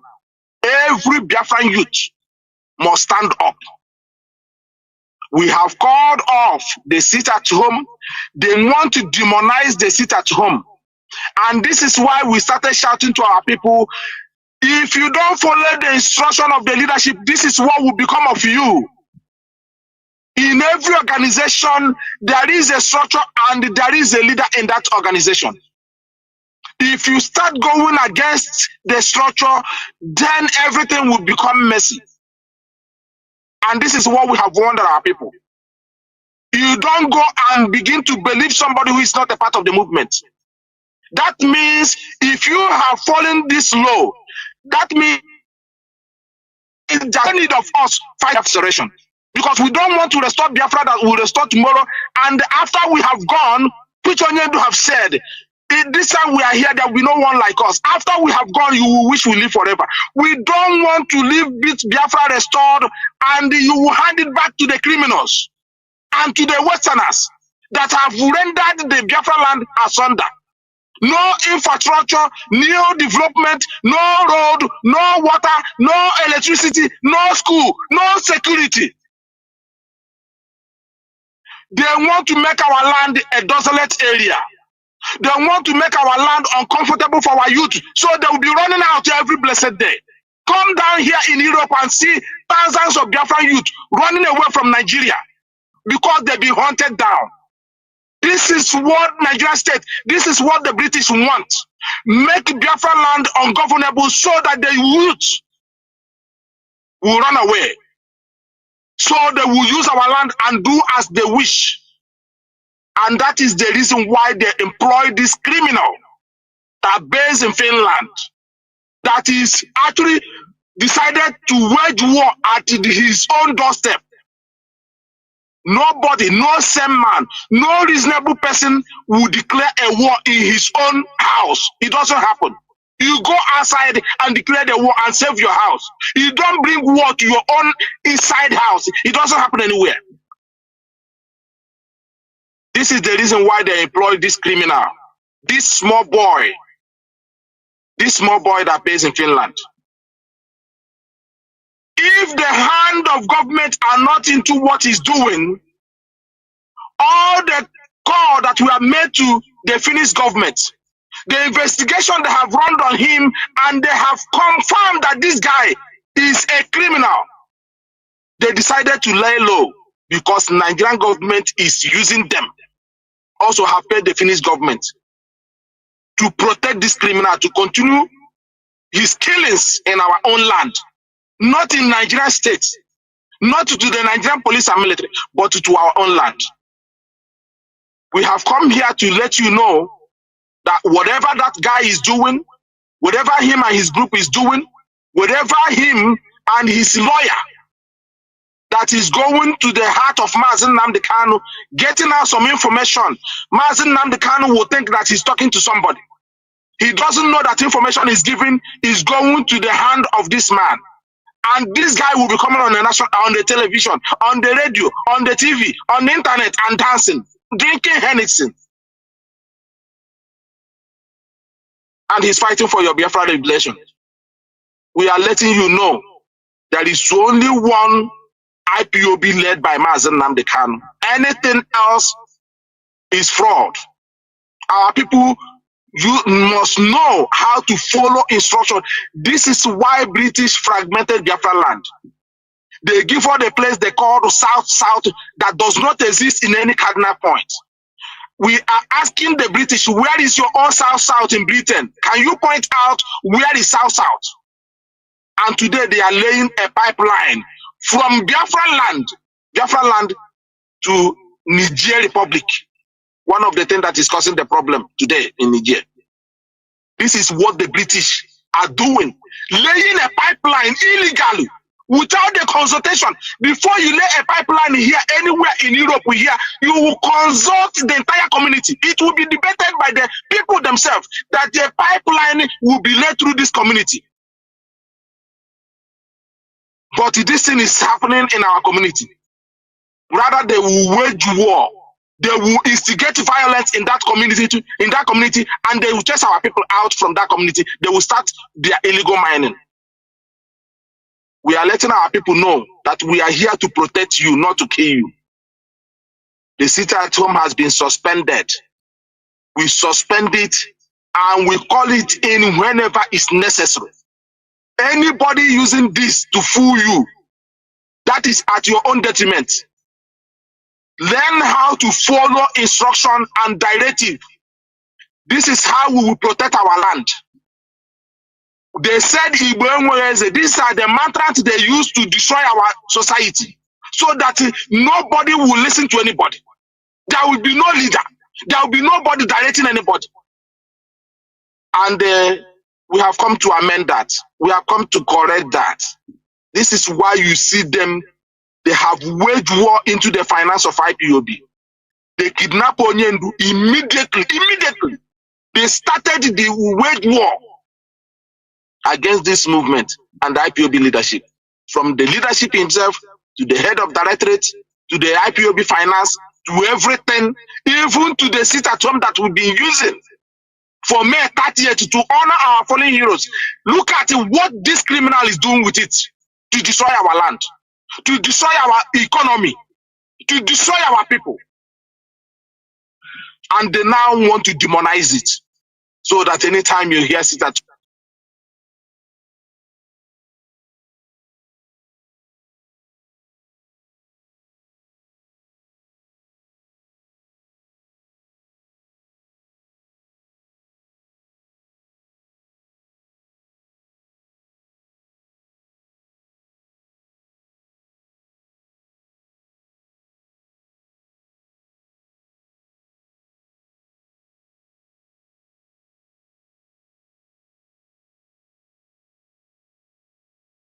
Mazi, are you still there? It seems that we have lost you.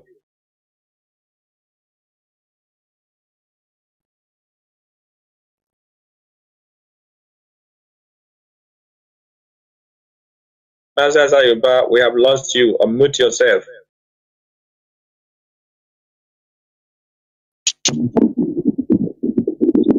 Yes, Mazi. Okay, let me just summarize, please, if you can hear me. Yeah. Yes, let me summarize just in just 50 seconds, please. Yeah. This information that is coming to me now is about our community called Ezike in Enugu. There is a plan, a grand plan that Fulanis are coming to attack that community. Please, our people in Enugu should be at alert. This is one of the states this infiltrator have taken hostage in the last couple of months now.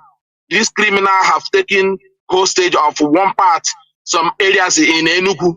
Please, our people in Enugu should listen and follow IPOB leadership led by Mazi Nnamdi Kanu. This is where our leader's wife have come and addressed our people. Please, this is for your own safety.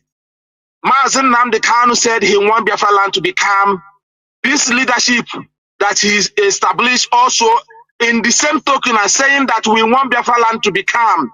We want you to live. We are here to protect you, not to kill you. Don't let anybody outside IPOB. These are government agents. We are coming here to let you know that we are the real IPOB. We are the leaders of IPOB. Please, our people in Enugu should take note. And also there is an information coming that 1,000 hectares of land has been given away by somebody, Eze. Oh no, Guinea, let me just get it, please. Just 1 second, let me just get it. They call him Eze Onukusigo or something like that. Eze John Onukusigo has given almost 1,000 hectares of land to the Fulani in Owerri for Ruga, Owerri Imo State. Our land is under siege. Our people need to wake up. We need to stand up with other countries now. The Biafran youth. Stand up now with other youths and defend our land. At least what happened in IPOB now, our people can use it now to identify who are the criminals, who are the sponsors of these criminals. The politicians are involved in it. But however, we have now exposed them. Our people need to know who the enemy is and stand up and fight for the freedom of Mazi Nnamdi Kanu. And not only for the freedom of Mazi Nnamdi Kanu, for the liberation, for the freedom of our land.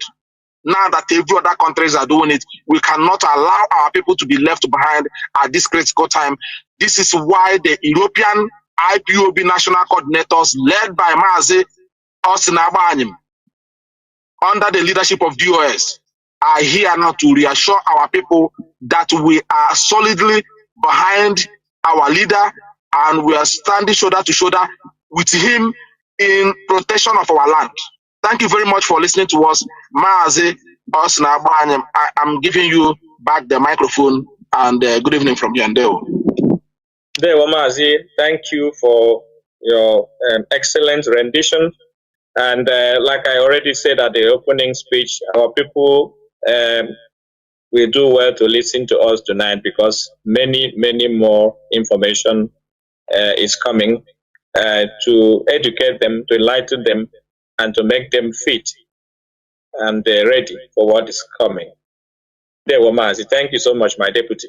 Let me call on Mazi Nnamdi, our coordinator in Austria. Mazi Nnamdi, please come up and address Biafrans.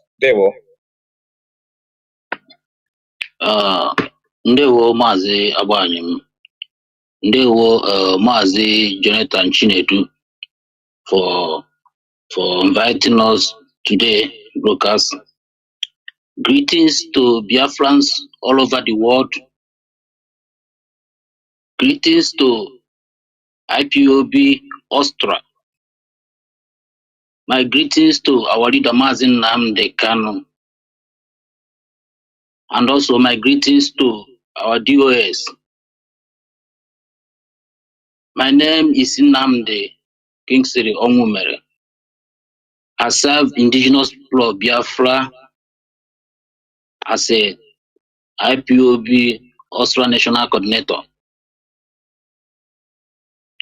We are here today, this evening, to inform Biafrans all over the world that we Biafrans in Austria and in that we are still stand strong behind our leader Mazi Nnamdi Kanu and the leadership which he put on the ground Doctorate of State, the leadership of the IPOB, we stand strong behind them, and our leadership, Mazi Edoziem. We have faced so many things since our leader was renditioned from Kenya to zoo called Nigeria. We have fought many battles because we know from day one that such a thing will happen the moment they rendition our leader. Because we have seen this thing before 2015, when our leader was kidnapped, was arrested in Lagos. We know what happened, and we know the moment they hold our leader, they will come again with the same strategy they use. So I want to inform Biafrans all over the world, especially Biafrans in Austria, that IPOB in Austria, that we are still strong and maintaining the structure of our leader, which he keep on the ground. We are not shaking. We are committed and focused. Though during the COVID-19, we have some people that joined our struggle. When our leader was renditioned, so many things happen, and those ones they fall by the side.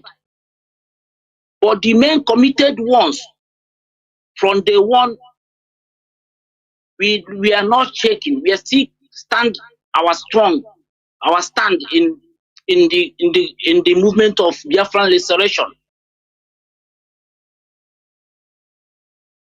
IPOB Austria, we never lose focus. We maintain the structure of IPOB, structure of our leader. Keep on the ground here. We never lose focus. So many things have happened among our people in all over the world, in different families. But I want to inform Biafrans that those people that fall by the side, they are not made for this struggle. They are not made for this struggle. Those committed ones, those that are called by Chukwu Okike Abiyama for the restoration of Biafra, they are still committed, strong. We never lose focus. Our leader opened our radio. We know the reason. Because information is the power.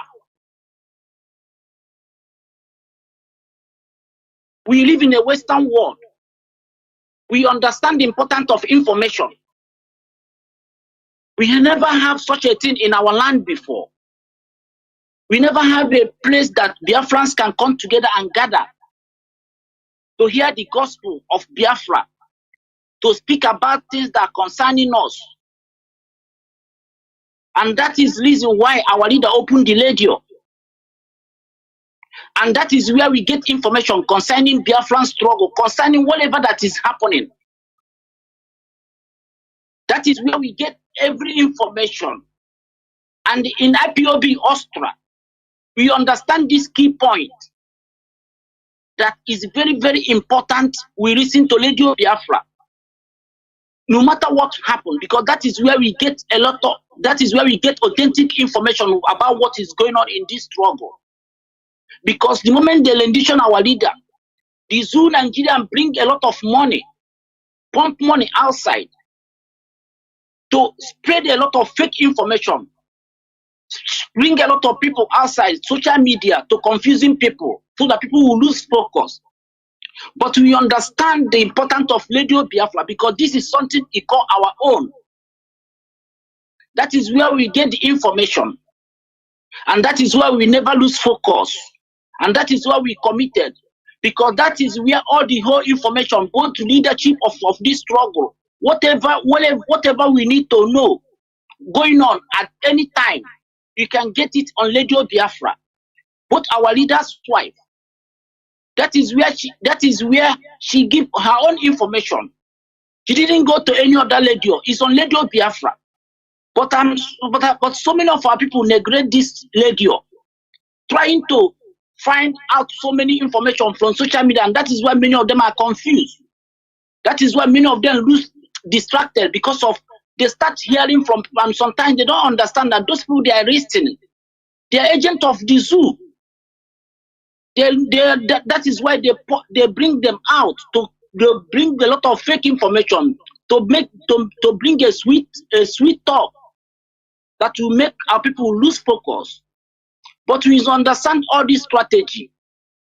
That is why from day one we never shake. Those ones that fall by the side, they are the ones that they are weak one among us, and those ones that come during the COVID-19, they don't understand exactly what is going on. And then because they still have the mindset of the zoo. But our leader Mazi Nnamdi Kanu have already informed us, have already prepared our mind from day one ahead of this thing that is happening this time around. He already prepared our mind to be focused, to be mentally tough. And without that, we cannot be able to achieve this Biafran struggle we are going through. Because we cannot have the same mindset of the Nigeria. We can never have this mindset of colonial mentality to enter a new Biafra. You must prepare your mind. You must change your your thinking. Understand what is going on. Critical thinking. Because in one world, we live where there is a law. Without discipline, without a proper organized, we cannot be able to achieve what we are doing. We cannot be able to face a criminal gang up, a mafian country like in Nigeria, where all the whole mafian around the world, they are hustling. Nigeria is a hustling ground for mafians all over the world. If you don't know it, all over the world, all criminals from around the world, from Romania, go and check one of the richest man is a mafia. They are all in Nigeria, all over the world. But our brother, Mazi try very hard to organize IPOB, to put IPOB Europe in focus since all this thing is going on. And we never lose any focus. We are committed. The moment they hijack our leader, they kidnap our leader, they focus on our account to destroy IPOB account. They use our head of our finance department, but they couldn't make it. They think maybe when they hold the account, when they deny IPOB leadership the fund, the struggle will collapse. But they don't know that we already are prepared ahead of them before this. We already prepared ahead. They cannot do anything to stop this struggle because most people that come out for this struggle, we already determine. We know the pains. We know the pains of our people. We have experienced the pains of our people. We already understand what is going on in our land, no matter we are in outside. Because the reason why most of us go outside is not because of the pain, the what we see now, because they are already make our living outside. We are not happy living outside because they say that no place is better than home. But when you look at our home, it's not comfortable to live because they intentionally did it, and British are involved. They are involved in all this thing going on. For example, many people have already understand during this end SARS that British are part of the people that sponsoring SARS, paying for SARS, for organ trafficking. And mostly where main this thing is happening is in Biafra land. They kill our youth, they harvest their organ. They do a lot of things that women cannot even imagine in our land. They chase all our youth outside, away, make the land uncomfortable for them, so that they can be able to. Because look, in every group of people around the world, the most important people they protect is their women. The moment they destroy their women, they already destroy that lace. Their women is very, very important. That is why they chase all our men now. Most of our men are outside, full outside. Go to Spain, go to Italy, go to all over Europe, go to Asia. It's not okay. It's not normal. We travel outside, yes, but it's not normal. We leave all our okay. Those are women. Many of them are there. Fulani are letting most of them impregnating them. Make life uncomfortable for our men. Seize all the economy so that they can even use the money to get so many of them, impregnate them. This is part of their strategy. For Biafrans, I want to assure you today that IPOB leadership, leading by Mazi Edosiem, is committed to make sure that our leader come out. And we IPOB all over the world, most IPOB also, I stand behind him that make sure that our leader will surely come out in not distant time.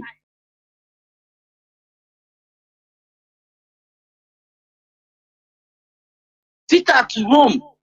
Our leader have already informed us that sit at home must stop, because that sit at home is the strategy of IPOB to fight the zoo. What they did is to disorganize, to destroy that sit at home. That is the reason why they are open every Monday sit at home, every Monday sit at home, to make our people to see that sit at home as unwelcome things in our land, to make it, to destroy it, so that our people will not be happy anytime they mention sit at home. They will be afraid. That is the reason why they make it. Every time they go for fundraising, create fake ESN, so that our people will hate. Whenever they hear ESN, they will hate it. They will hate ESN. But ESN purposely established our leader to protect our land, protect our mothers in the farm. But the moment they rendition our leader, they hold our leader, all those strategic points, they focus on that to destroy it. Our radio, our ESN, our IPOB leadership, the pillar of the struggle. They send all infiltrators in all our families. But all those things have come, they have come because they couldn't achieve the purpose of establishing them. All the money Zoo have spent on them have gone, because we are mentally prepared. Our leader have mentally prepared us already before this time coming. We know it will come. I know it will affect us, but we still stand strong and we are not checking. Ebelima cannot do anything. We know him in Austria. We know him because of in 2008, during the lockdown, when we lost one of our brother here in Austria. That was the first time we have a contact with this Ebelima. All Ebelima focus is to fundraising. That time he started telling us to make fundraising for our brother. We tell him, no, we don't need it. We should go. You stop. We don't need any fundraising for our brother. We can do it on our own. We don't need anything. We are surprised. How can we use our brother debt to be making fundraising? That time we know, oh, this guy only focusing in fundraising, because anything fundraising, we didn't allow him to continue with that fundraising. I say, no, we don't need that. We can take care of our brother without making it public to the world. And he couldn't go on because we didn't give him a chance to go on. And we do everything our own. Our brother go home in perfect peace and was buried. Now they recruit him again in different. They use him in different strategies, but all the plans they use him have already gone. It doesn't work because we know him from day one. It's only weak-minded people that fall for his own rubbish talk. Because what is he talking that we never hear? What is he going to say that we never hear? Because our leader have already informed us in everything we need to know. We already prepared our mind in whatever we are going to do. And we have our leadership that we need to be focused. Because in every movement like this, the leadership is very, very important. Because without a leadership, we cannot achieve anything. Without a leadership that leading us, directing us, to tell us to stop at the time we need to stop and tell us to go at the time we need to go. Without all these things on the ground, we cannot achieve anything. So Biafrans all over the world, I want to inform you, I want to assure you that we need to be strong and be focused in this struggle. Listen to Radio Biafra. It's very, very important. Radio Biafra is very, very important because that is where we inform our people what is going on. That is where we inform our people. Believe me, because this is our own. We spend our money to make sure that Radio Biafra is on the air. We contributed for every month for Radio Biafra to make sure that Radio Biafra is on the air. We spend our money. We don't take. We spend our own. We are not coming for Biafra to raise fun, to make fun for our own good. No, we are making fun. We are giving our own money to make sure that Biafra struggle is going on and the Radio Biafra is on the air because the information is very, very important. So Biafrans, listen to our POB leader and listen to our Radio Biafra. Is very, very important. I will stop here for now so that I give other Biafrans a chance to speak. Jonathan, thank you, Mazi Abanim, for this opportunity. Give me. I'll stand by for any other announcement. Thank you.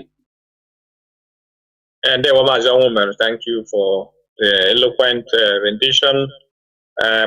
Like I said, our people are going to be glad that they are listening to this broadcast tonight because it is one of a kind. Without wasting much of our time, I will be calling the next person on the line, which is Chief Knight Nwokoro. Chief Knight Nwokoro is our coordinator in the United Kingdom. Please come and take the floor and make it snappy. Thank you so much.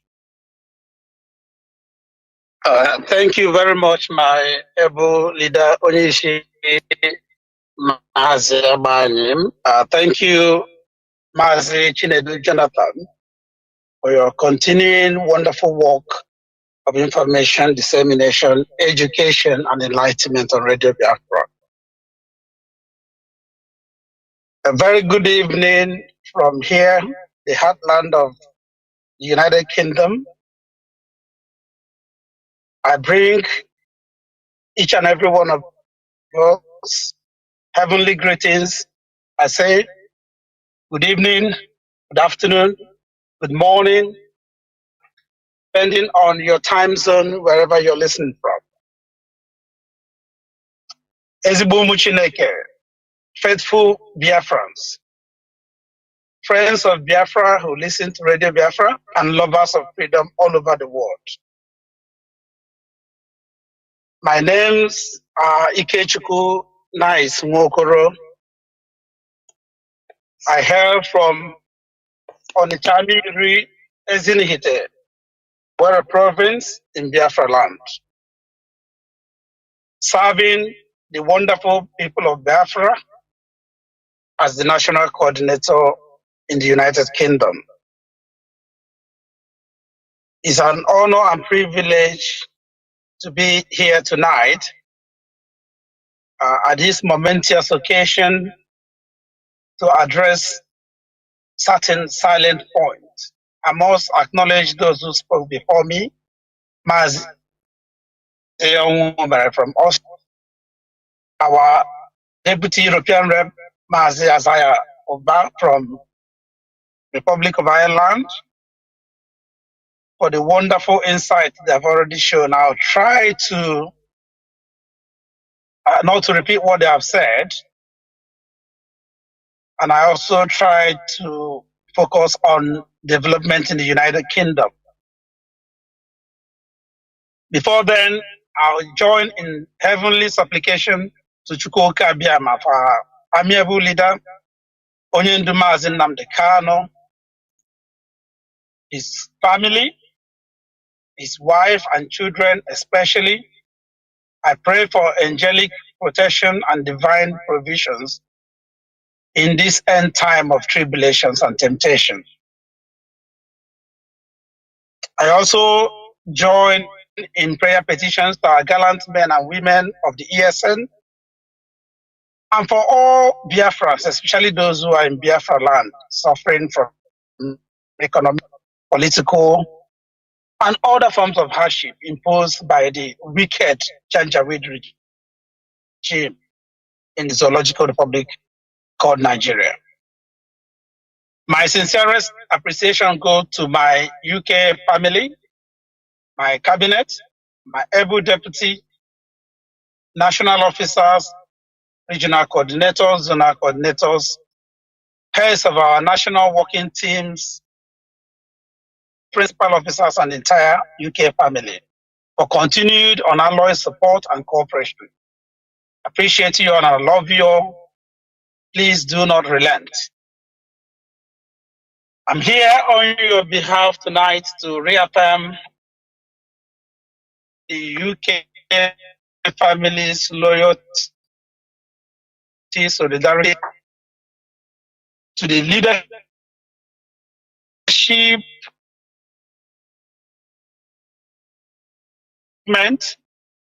our leaders under the able leadership of HOD Mazi Chinedu and all through the hierarchy of IPOB worldwide, including my own boss, Mazi Abanyem. We do not recognize any impostor parading as Biafra spokesperson. As said earlier on, there is nothing like Biafra government in exile. Anyone parading himself with the designation of a prime minister of a certain non-existent government in exile is only a crime minister. And we want to reiterate that this struggle is about the life of great men and women who have paid the ultimate price. It's about blood, sweat, and water. And it's not something to be taken for a ride or a joke, as we have seen the criminal in Finland playing with our sovereignty, playing with our dignity, making caricature on social media with what this struggle stands for. And we say enough is enough. That joke must come to an end. Yoruba people say, joke na joke, joke na person name. And enough is enough. I also want to talk a little bit, I know my colleagues mentioned them, about infiltration and detraction, all we have suffered, especially since the criminal kidnapping of our leader and the extraordinary rendition. I don't want to reiterate that, but I want to pinpoint a particular issue here that concerns the United Kingdom family. We have been well aware of unrelenting detractions and infiltration attacks from people who supposedly are close, including family members of our great leader Onyendu Mazi Nnamdi Kanu, targeting the United Kingdom family. we know for sure that these threats are dead on arrival because we remain formidable and focused on our draw goal of Ahmadike's long overdue unconditional release and full restoration of Biafra. We'll continue to maintain the push for Onyendu's release and Biafra independence through the most peaceful route of referendum. And as our European rep said, there is a lot of work we are doing behind the scene, which we are not allowed to divulge any details of, but the results will speak for themselves. I want to vehemently condemn the attempts by certain elements who deceive people using the hallowed name of IPOB. And in particular, I want to speak unequivocally about the activities of one Kingsley Kanu, also known as Kanunta, and Nnamdi, who is, or should I say was, the head of finance of IPOB, who continue to use their stooges, mainly people who have been expelled from this struggle because of their unfaithfulness, to create confusion and defraud unsuspecting members of the public and people who want to support us. This is totally unacceptable. I want to plead with the leadership to take once and for all decisive action about the activities of these elements. They have continued to illegally solicit for funds in the name of raising funds for our struggle. They hold kangaroo meetings with these renegades, encouraging insubordination, which is a capital offense in any revolutionary movement. Though their membership is just a handful, about 6-7 people from our intelligence on them. But the nuisance they are creating, especially online, by sending false information, by spreading disinformation amongst our families and members, must be curbed. Kanunta is not a member of IPOB in the United Kingdom.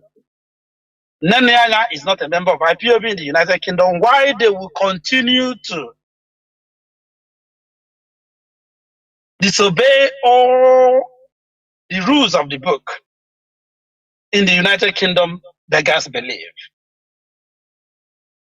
I don't want to go too much into detail, but this is something that is unacceptable in the UK. We have intelligently monitored them and fired leadership, and it's high time decisive action is taken to stop this, because enough is enough. We also want to reiterate that part of the disinformation going on within our struggle is, is a well orchestrated, well funded machinery, which the Zulu government pays hundreds of millions of US dollars to finance, ensuring that they penetrate key information platforms to paint IPOB in the bad light, to try to convince the world that we are who we are not. They tried it with the BBC. Last year we fought, a monumental battle with the BBC, and we are winning, or should I say, we have won, to dispel their disinformation. But Zoo will not give up. Instead of spending money to develop places, to create jobs, to solve the socio-economic problems of the land, which if had been listened to when Major General Effiong handed over the remnant of our territory after the genocide they called civil war, he warned them that if they don't take care of Biafrans and children of Biafra, a time will come when the new generation will rise to ask the same question. that led to our insurrection in the first place. And that is exactly what happened. But instead of zeal to invest in human capital development and other infrastructural development, they prefer to send capital flight, send the money overseas, to use it to bribe the West, Britain, America, France, and the rest of the criminal code to keep us down. They are the same game again. They've been doing it here, spending valuable resources that can transform Biafra land on propaganda. One recent issue is the one you can find even on Wikipedia, where it stated there, leader of IPOB, Nnamdi Kanu, and then a spokesperson, a non-existent spokesperson position, and one Eberima's name is featured. Somebody was paid to write that junk and infiltrate it into the engine or information engine that is Wikipedia. Our people say, Aruba Afo, if we continue to allow these little things, little inputs, happen, they become numb. They become the history. They become the truth, in quotes. So it's high time that we march force with force intellectually to debunk every piece of information that is incorrect about Biafra and IPOB. This is a challenge to the leadership, a challenge to the IPOB media warrior team, and the rest of us. It's a collective challenge. It's not just one person or department. Here also in the United Kingdom, we have carried that challenge on head on. We are very focused. We are not, this leadership in the UK hasn't really got time, to be honest, for shenanigans. We've been very laser focused on projects and programs and activities, positive activities that impact meaningfully and gainfully to our struggle, without any disrespect to the rest of the great families all over the world. Our strategic approach here in the UK, in the last 1 year and a half, is one that the rest of the world should try to emulate and understand how it works. I strongly believe that if all of us replicate and improve on that, we're not saying we are the best, Biafra will come sooner rather than later. So what we are doing, regardless of all these little shenanigans going on here and there, people that are paid, people who are fighting for their stomach infrastructure, people who have no focus, no vision, no direction, thinking that Biafra struggle or Biafra restoration mission is one avenue for aggrandizement or enrichment. We have launched a campaign which we call Release Him Now. Enough is enough. The whole of the United Kingdom, this summer season, the whole of the United Kingdom is being covered with posters of Onyendu, asking the question, why after 2 years, a British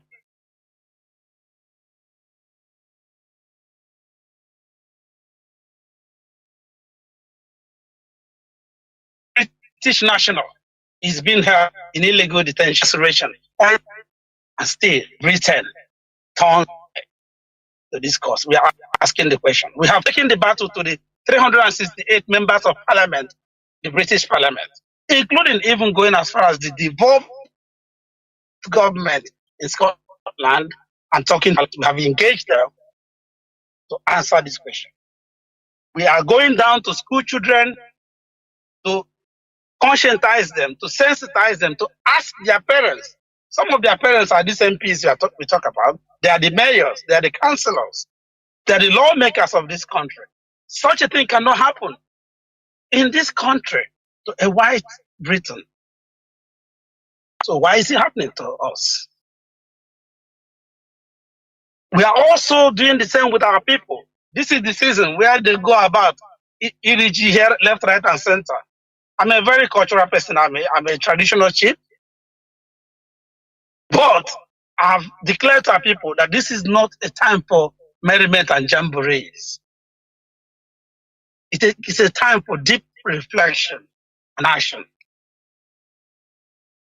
We are meeting them at the point of their entertainment and merriment all over UK, starting from this Saturday, where they are doing their Igbo Day in Coventry.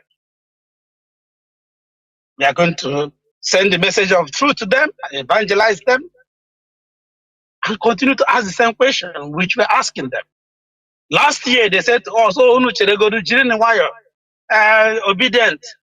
Peter Obi must be, he's the best. Of course, we know it. Personally, I acknowledge that. But we know that Zoo will do to him what Zoo does. And their declaration was that if they don't give this thing to Peter Obi, Biafra here will come.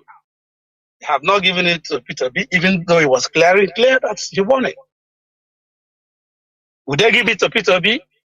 Your guess is as good as mine. So my question is, why can't all these people who I do not mean to disrespect anybody, who are really livid, who are living the life of lies, who are telling themselves lies by believing that Zoo will be transformed, that there will be a new Nigeria, as if the old Nigeria, of course the old Nigeria is dead anyway since 2014. What is going on in the Zoo since 2015 is that APC has been conducting a protracted, if you like, a prolonged funeral of Nigeria, which died in 2014. And that is why nothing is working. They bring Buhari, the living one and the dead one, continued no progress. Now they brought Chinedu. We don't know whether it's half alive or half dead. Nothing is working. Because since 2014, Nigeria expired. This country knows it. The whole world knows the truth. They just decided to prolong the funeral. And for 9 years, they are still conducting funeral service. So it's high time that we moved on and march with the truth. Yes, a revolutionary way of going on in Africa, West Africa in particular, but we must indigenize ours, because the quest for Biafra restoration is not the promotion of military junta, which can never displace democracy. But our quest is a legitimate cause for a restoration via the legal route of plebiscite. Let the people decide what they want, and thereafter let democracy take the order of the day. So we must continue to carry this message to our people, to our friends, to our immediate communities, wherever they are. There is no question for me about whether there is one IPOB or not. There is only one IPOB, the whole world knows it. There is no question about who is the leader of IPOB. They know the truth. Forget about the fabrications. I haven't got time for that. I am hitting the head at the nail at the pertinent issues and the questions that we must ask, and the authorities that we must speak through to get the answers we need. Today, not tomorrow. I'm glad that these developments are going on. The whole world now knows who the real terrorists are.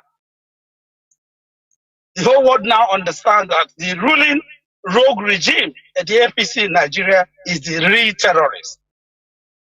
Asari Dokubo,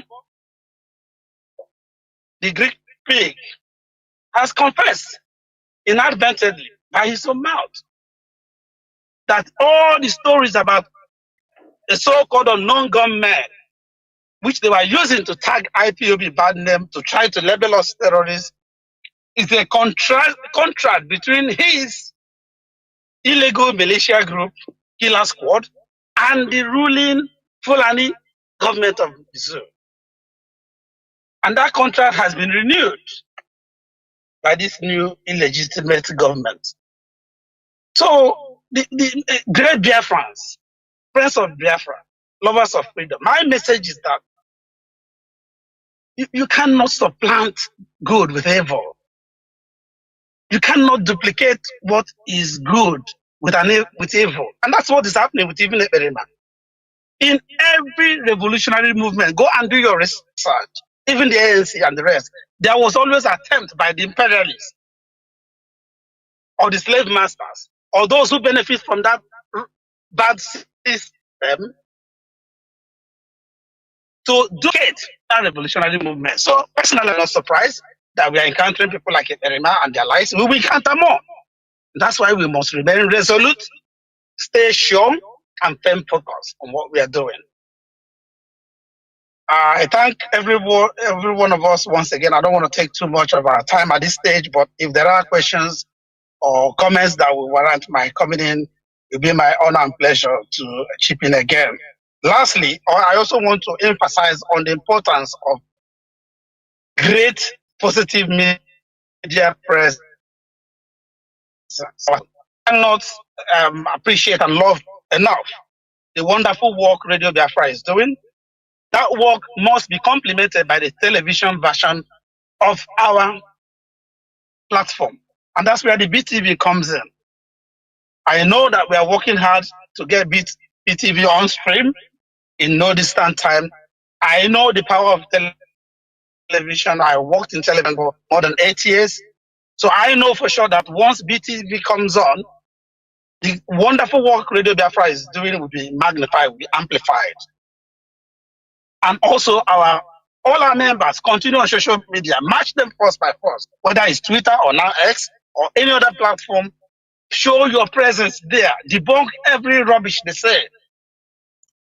Be polite, but be very, very structured.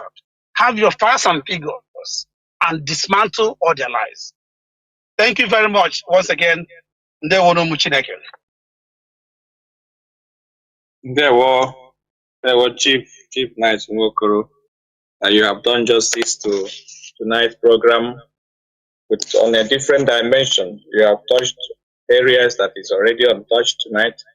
So we are glad, and I'm sure Biafrans are really enjoying tonight's program with all the details and all the information that they need to get prepared for what is coming and what is already on the ground. Like I said at the beginning, information is power, and what we are giving them tonight is that power that they may get prepared for the unforeseen and for all the machinations of our enemies and all the saboteurs that have been did. They can how derail our struggle or destroy what we are doing, but they have failed woefully, and that's why we're here tonight to confirm to Biafrans that they have failed indefinitely, and they will continue to fail as long as this struggle is concerned. Our leader must be released unconditionally and very soon, because we are doing extraordinarily, much work to ensure that this is done as soon as possible. And I'm sure some criminals will also come to claim glory, just like they say, monkey they walk, baboon they shop. That's what they are doing. They are usurpers who have come through the back door in order to see if they can steal, to kill and destroy. But we have come here tonight to strip them naked before the world and to shame them, although they are already shameless, but we continue to shame them until they notice that their nakedness has been exposed. They were watching, you have done very well. Let me go forward now to call the next person, which is in the person of Mazi Oda, our national coordinator in Italy. Mazi, please, the floor is yours now. They were watching it. I greet everybody, good evening, fellow Biafrans. My name is Mazi Oda Ugo, the Italian national coordinator. I thank the European rep, the deputy European rep, and Mazi Jonathan Chinedu. I want to go straight to tell you what is going on in Italy. Italy is okay. We don't have any problem with anybody. We don't have duplicate here in Italy. Italy is one family. IPOB is one. We don't have any duplicate in Italy. I still thank all my executive members here in Italy, the coordinators who are with shoulder to shoulder with me here, fighting the evil ones. But I think now in Italy, I think we are good to go. We are okay. We don't have any problem. The only thing I want to emphasize, because because you people have said it all. What I want to chip in here is we don't have any shoulder to shoulder with Niger. IPOB worldwide don't have any hand shoulder to shoulder with Niger. We are IPOB and we are one family. Anything you don't hear from the rest, we don't hear from Mazi Chinasa, who always do the wonderful job coming to Radio Biafra to analyze what is going on in Biafra land. I don't think you going to Facebook to go and waste your time there instead of wasting your time to come to the meeting and know what is going on. No, Biafrans all over the world. What we are saying here today is to make the threat to emphasize what is going on all over the world. But Biafra is one. IPOB doesn't have any duplicate. Only Nnamdi Kanu is the head, and it's not debatable. Anybody that is telling you that Mazi Joseph is not the head or their siblings is in charge, we don't know about them. They are using the money to fight us, which is the money between the debt these people are using to fight Biafrans. Biafrans all over the world. You should ask yourself questions. Where these people are getting this money they are using always. Simon Eber doesn't go out of Finland. You people should give him this a bet. He normally go to sign something in the city of their Helsinki. He can never leave that Finland. That guy will stay in that one room trying to, I'm sorry to call that name here in Radio Biafra, honestly. That Berimadia in Finland trying to see people like Mazi Azayoba said, the helmet we always use here for basic. Doing Yahoo on you people said nobody will stand to ask questions. If you want to debate these people, just debate them and ask simple questions. You will see they will remove you. There's even the siblings of Onyendu, debate them and ask them questions, they will remove you immediately. They can't debate any question because they know what they are doing. They know the truth. So Biafrans all over the world, I just want to make my own very shortly. We are good to go here in Italy. Italy has no problem. And I thank all my coordinators here in Italy who are doing wonderfully well to fight the evil they have brought to us in these 2 years. 2 years, I still want to thank all the whole IPOB members all over the world. You see these 2 years, all the whole hardcores who stand firm to fight this mess, this fight we are fighting today.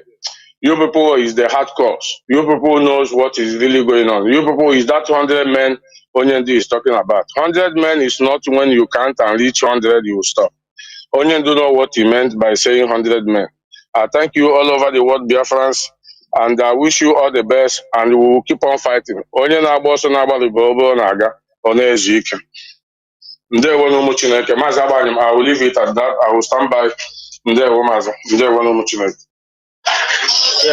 Ndewo Mazi, you have done very well. Short and simple, and the message has synced. We believe Biafrans have received your contribution tonight as we are moving forward. Like I said, we will be coming every Thursday, group by group from IPOB Europe National Coordinators. We will be back on Saturday to enlighten our people and to inform them our solidarity with Mazi Nnamdi Kanu and this particular DOS of IPOB leadership headed by Mazi Chinedu. We are coming here to strengthen our position and renew our allegiance to Mazi Nnamdi Kanu, who remains our leader wherever he is. We believe that those who are holding him now, they are no more comfortable because calamity is falling upon them by the day. So in order not to waste much time, let me call our brother Mazi Innocent Abapurongu, who is our coordinator in Czech Republic, to come also to address Biafra. Mazi, please, the floor is yours now. Mazi Abapurongu.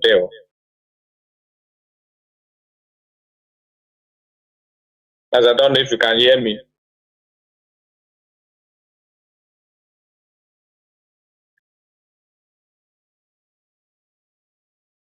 Unmute yourself, Maz. Unmute.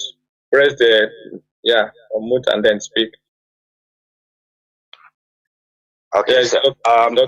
yeah. First of all, I want to extend my greetings to our Onyendu Mazi Nnamdi Kanu.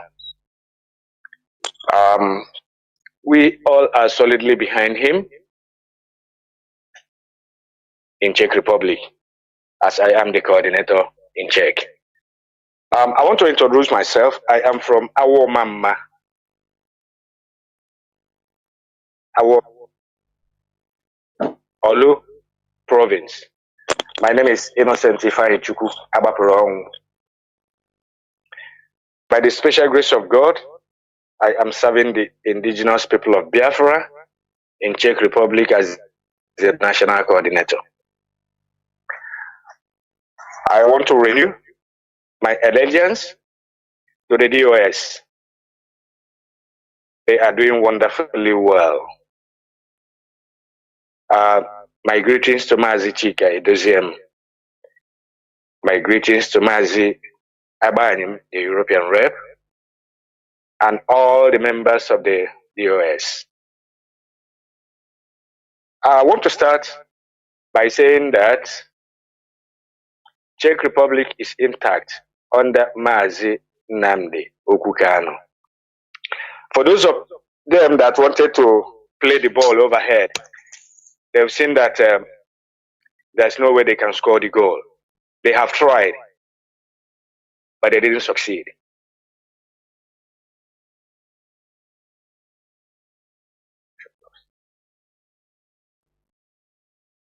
Mazi, am I coming out clear? Yes, go ahead, Mazi. We are hearing you clearly. Go ahead. Okay. So let me recap. I want to tell the people that are trying to play the ball overhead here in Czech Republic. They've tried so many times. They didn't succeed. I know they will keep trying, but they will never succeed. Czech Republic, as far as I know, we are all under the leadership of IPOB, headed by Mazi Nnamdi Kanu, and also the DOS, headed by Mazi Chika Edoziem. For those of us here in Czech that are trying to play the ball overhead to score goal, they did it many times, but they've seen there's no way they can score the goal.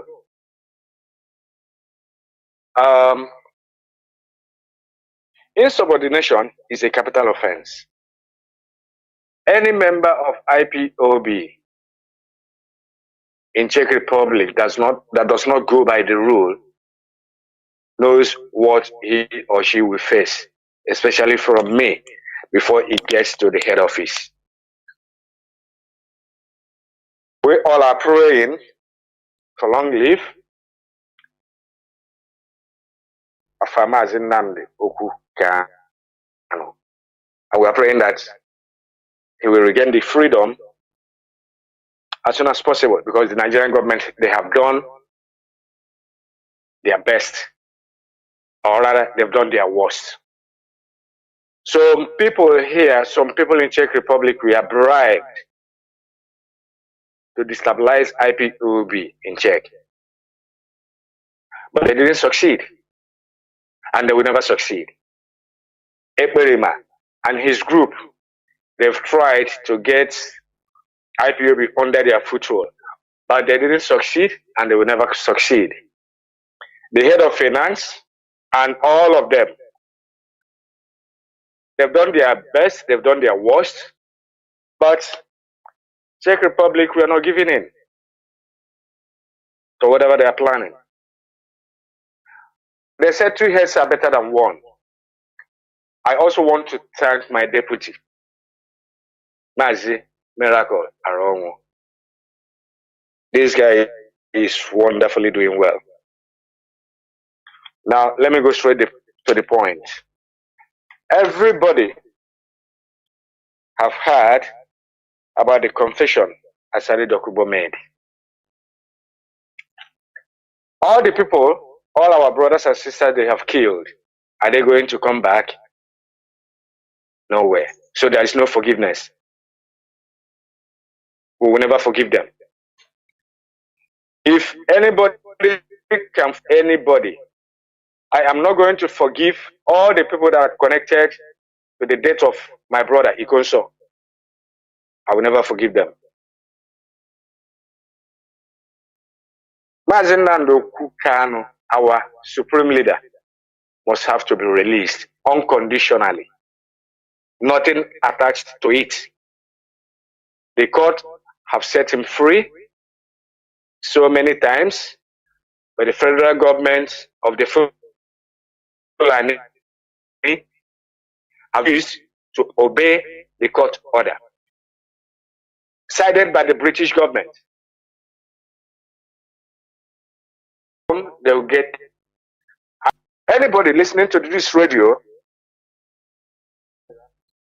genocide on Biafra. We have been blessed by God. I want to fall in on his or her where you get the authentic information. You get the information on what is freedom, but which is no other place than Radio Biafra.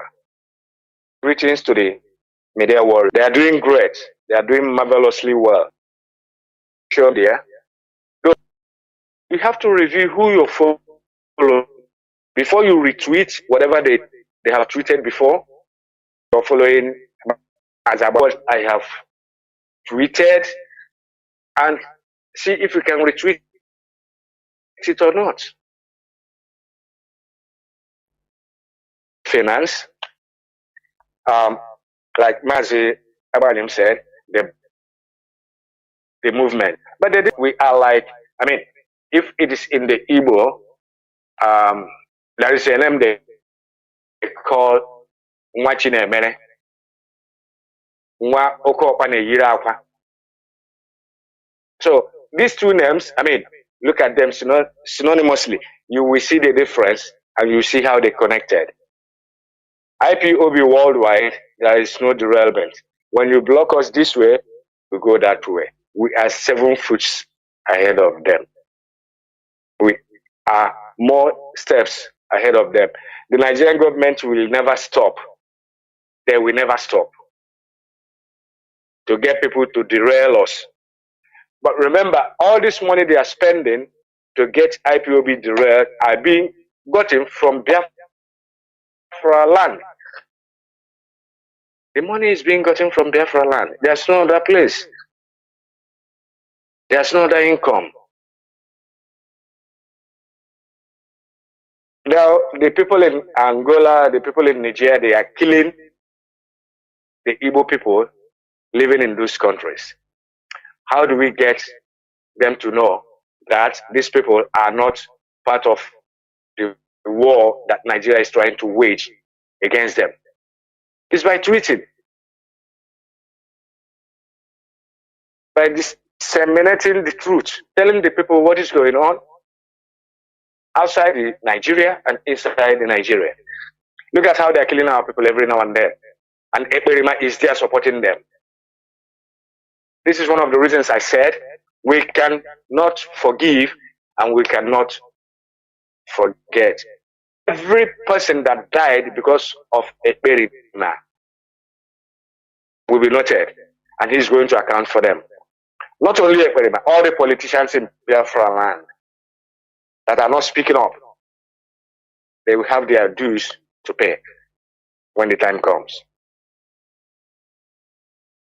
And the time is coming. It's not going to be long. I want to say that the DOS, please, keep it up. Mazi Chinasawol, you're doing a fantastic job. All the members of DOS, they are doing great. But please, I want you all to keep it up. If you look into the DOS very well, some of these people that fall out, they were members of the DOS, including the Accountant General. So, don't leave any stone unturned. If you see the ones that are not playing, dancing to the tune of what we are doing, please, before they sell out house, get rid of that person. I want to the DOS. I want to renew my allegiance to Mazi Nnamdi Kanu. And I am in this analysis for the fact that I am still the national coordinator in Czech Republic. All the people, all my members here in Czech Republic, all the family we have, we are under Mazi Nnamdi Kanu. There's no going back. And if I suspect that anyone is not following us, the person knows how I do my thing. I'm not coming here to say it. I will do this, I will do that. No. That is why most of them say that I am too rigid. Some of them have come in here to hijack the family, but they had no chance. But the people that volunteered to be our media head, their correspondent head, they've seen that the opportunity is not there for them to do what they want, so they left. And most people are saying that I am too rigid in Czech Republic. Yes, I will remain rigid. I even want to be more rigid than I am now. I have no enemy. I have no friend. As long as you are under the IPOB led by Mazi Nnamdi Kanu, you are my brother. Whatever the experiment is doing, he is not a member of IPOB and he will never be a member. Now, everybody should watch out. So many people are going to fall out. So many. Mazi Nnamdi Kanu said it before. At a time like this, we will be witnessing things like this. And many more are going to come. Many more are going to come. I think I will stop here. I don't know if I've exceeded the time, but I will give the mic back to Mazi Abanim. I will stand by. If there's any question to ask me, I am here to answer it as long as Czech Republic is concerned. I also want to thank Mazi Chinedu for hosting us. Mazi Chinedu, you are doing a great job. So most of the time that I call, I know the line must have been busy. My line doesn't go through. Or most of the time I wanted to talk one or two things, but I doesn't get through. But it's not your fault. I'm not putting the blame on you. Thank you very much for doing the great job. Thank you for doing the good job. Mazi Abanim, I hand over the mic to you now. Thank you, sir. You have done very well. You've done justice to the program. Biafrans must be glad that we came tonight, and like I said, we will continue to come from time to time, batch by batch, until all the coordinators in Europe have spoken, until they have addressed Biafrans, and especially those in their countries of jurisdiction. We want to use this opportunity to thank those who have listened tonight and pray that the message we have brought tonight will sink and germinate that to bear fruit, because that's our own coming up tonight to speak. Also, them to those lions who have come out to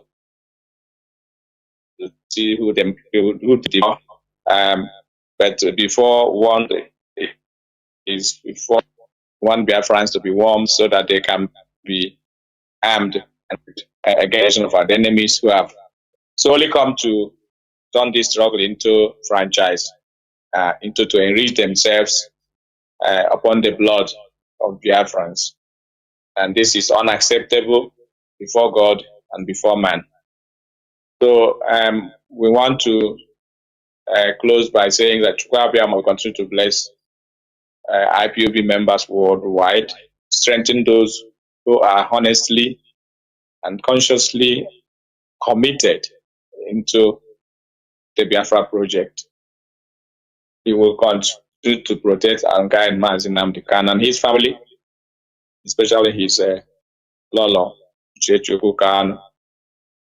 She shall be strengthened, and we know how difficult it is for her, but Chukwuabiama will never abandon his own.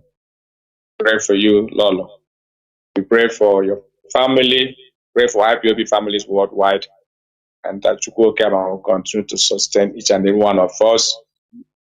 Give us all the enablement to get this Biafra restored as soon as possible, and our leader to be released imminently. That is our prayer, and it is in the name of Chukwuabiama I have prayed it. He said, Mazi Chinedu, we have come to the end of the program for night. We are going to come back on Saturday. Thank you so much for hosting us, and thank you for doing the good work. Dear friends are delighted with what you are doing, and all other radio presenters. Thank you so much, Mazi. They were watching it. All hail Biafra.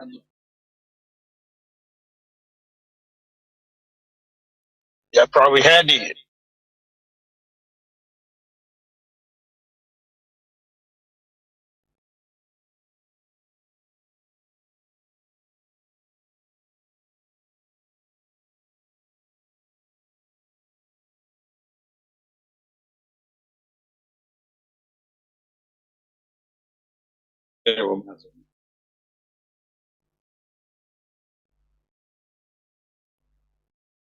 Yes, we have come to the end of tonight's program. We are going to come back again on Saturday with another batch of national coordinators.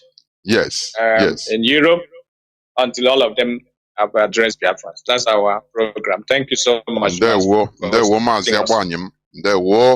And all the coordinators that have spoken, we must continue soldiering on because we cannot go back. We have no back to go to. IPOB, the structure of IPOB is working and we are moving on. Thank you for your renditions and speeches to Biafrans and all lovers of freedom all over the world. Biafrans and lovers of freedom, this is where we come to the end of the program. Tomorrow is another day. We must continue doing what we are doing because we have no back to go to. If we stop this, we are all perishing. That is the reality. Therefore, Biafra remains our ideology. Biafra remains our religion. Biafra remains our focus. Therefore, we have to continue. From me, Mazi Jonathan Chinedu, it is simply good night.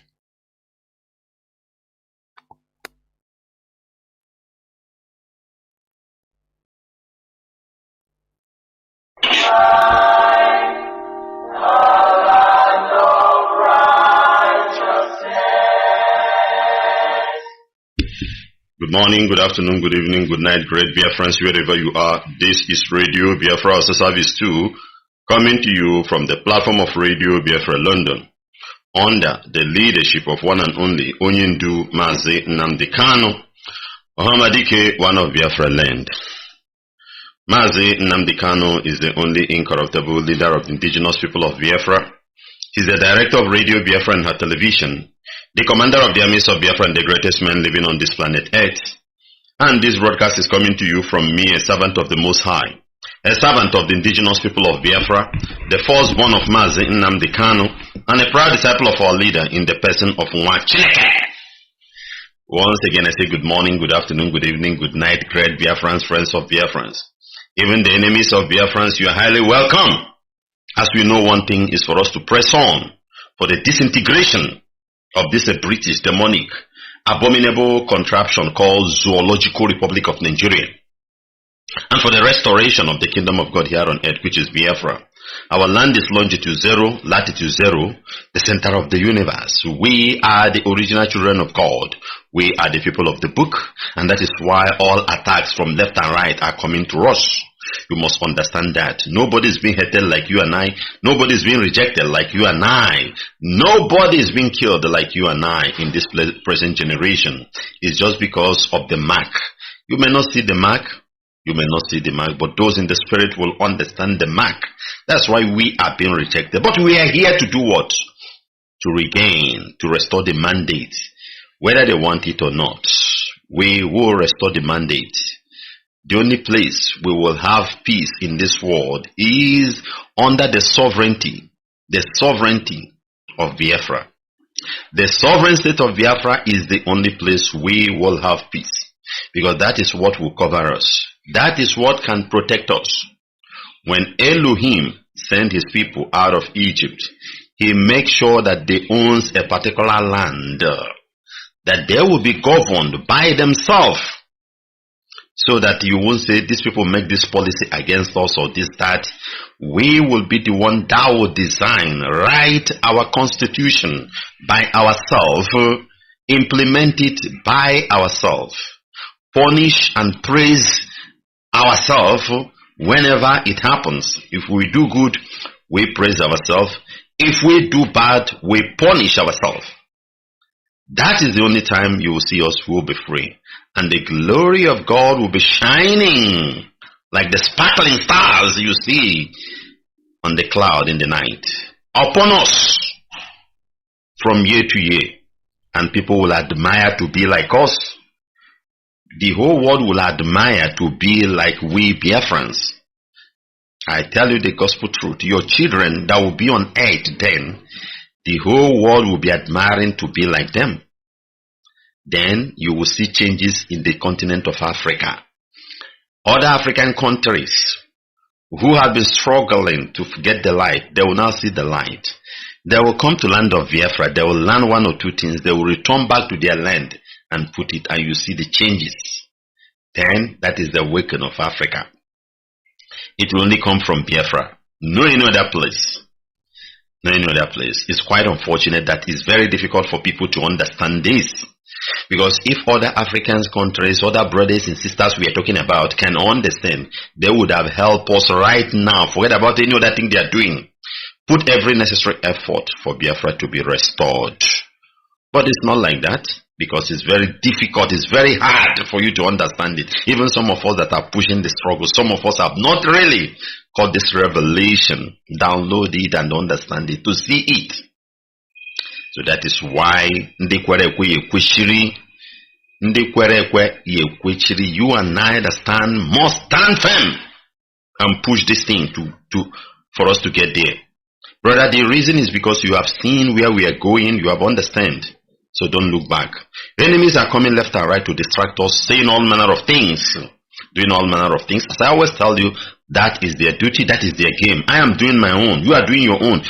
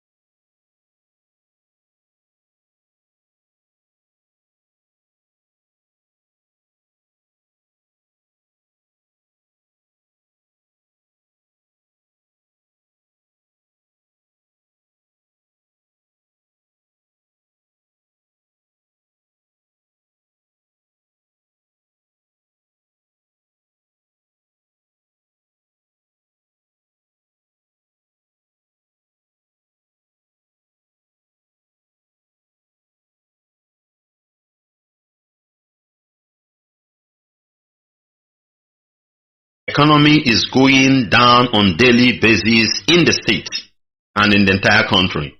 You'll be hearing food scarcity. And all these things, when we say it, people connect it to, what do you call it, conspiracy theory.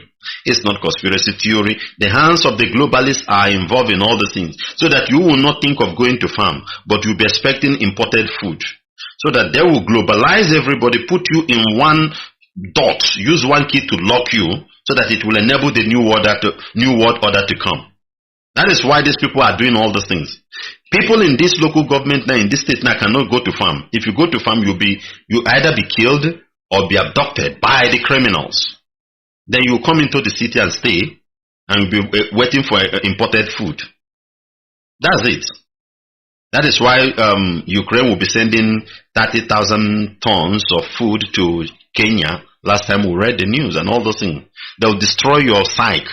Your psychology will be down in terms of thinking, how can I go and till the soil, and you just believe in cash to buy food and all those things. These are the things they are doing. Most of us may not catch this understanding from that angle. Edward went on to say that one of the abducted victims was killed by the gunmen because he refused to follow them to their new location. His posts read, Adunu is an Andhra town in Pikoro, local government area of Niger State, where Babangida and Ibrahim Badamasi Babangida and Abdulsalam Abubakar come from.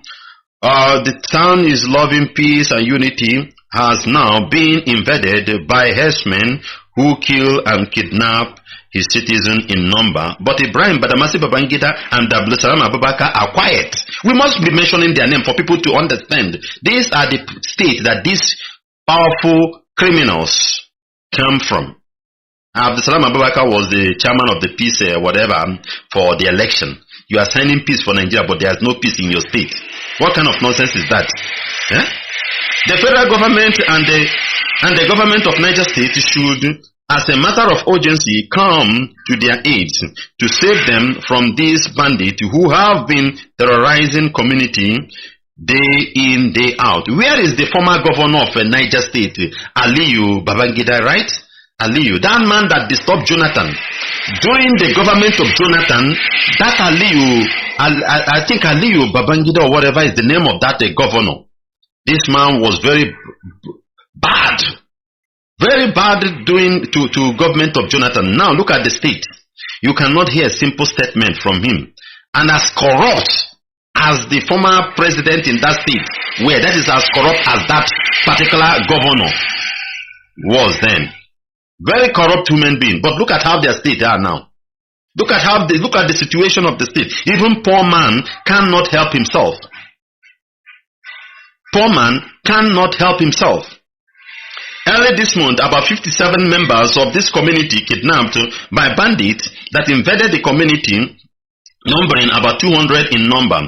Just this morning, I got a shocking news that my friend, who was also kidnapped by name Adara System, was killed because the bandit wanted to change their location, and he complained that he has serious wound that won't let him trek for a long distance. These heartless bandits shot him dead and sent some women to inform the community. The kidnappers were asking for 200 million naira for people about 50 something, and where on earth will this money come from? These farmers don't longer go to their farms. Please, I am calling on foreign NGO to come to the aid of this community to save them from hunger and many other social amenities that they also need. Adunu, a town bleeding, hashtag, town is bleeding. You are calling on foreign NGOs. How much do you think they will bring? Do you know how much only Abdulsalam Abubakar, the money Abdulsalam Abubakar stole from Nigeria government, and Badamasi Babangida can make Niger State, this state now can make it to be a Paris in Nigeria. The money Abdulsalam Abubakar owns now, his money now, And the money Babangida owns, if they invest it in that state, all of you from Niger State will become a senior citizen in Nigeria. A golden citizen, a special citizen. Because the kind of industries that will be built in Niger State, I'm talking only these two powerful criminals, including the ex-governor, Aliyu Babangida, or whatever is the name of that criminal. If they bring the whole money, their investment now, I'm not saying what they stole, but what they own now. Because this man is calling for NGOs, foreign NGOs, to come and help you. You don't need foreign NGOs, you need the criminals, the indigenous criminals. Two of them alone to invest their billions of dollars in the state. You see changes, honestly. You will see changes in your state. And that is why we are pushing all this thing we are pushing. Telling you that this way you are going, election PVCs are rubbish. Nothing will ever change if you are still following the same way. And they love it. They know, they'll tell you be peaceful, be peaceful. Government that is telling you to be peaceful is brutal on you. They are brutal, they are evil, and they are preaching peace, and you are paying attention. Can't you see that you are stupid? Can't you agree with me? That you are stupid? Government that is brutal, making life so rough and difficult for you. And you want a protest, so they say it's a peaceful protest, and you say, okay, peaceful. They know that your peaceful protest cannot do anything on their side, and they will let it be. This is Radio Biafra HAUSA-SERVICE 2 coming to you from the platform of Radio Biafra London, under the leadership of one and only Onyendu Mazi Nnamdi Kanu, Ohamadike, one of Biafra land. Mazi Nnamdi Kanu is the only incorruptible leader of the indigenous people of Biafra. He's the director of Radio Biafra and her television, the commander of the armies of Biafra, and the greatest man living on this planet Earth. And this broadcast is coming to you from me, a servant of the Most High, a servant of the indigenous people of Biafra, the firstborn of Mazi Nnamdi Kanu, and a proud disciple of our leader in the person of Nwa Chineke.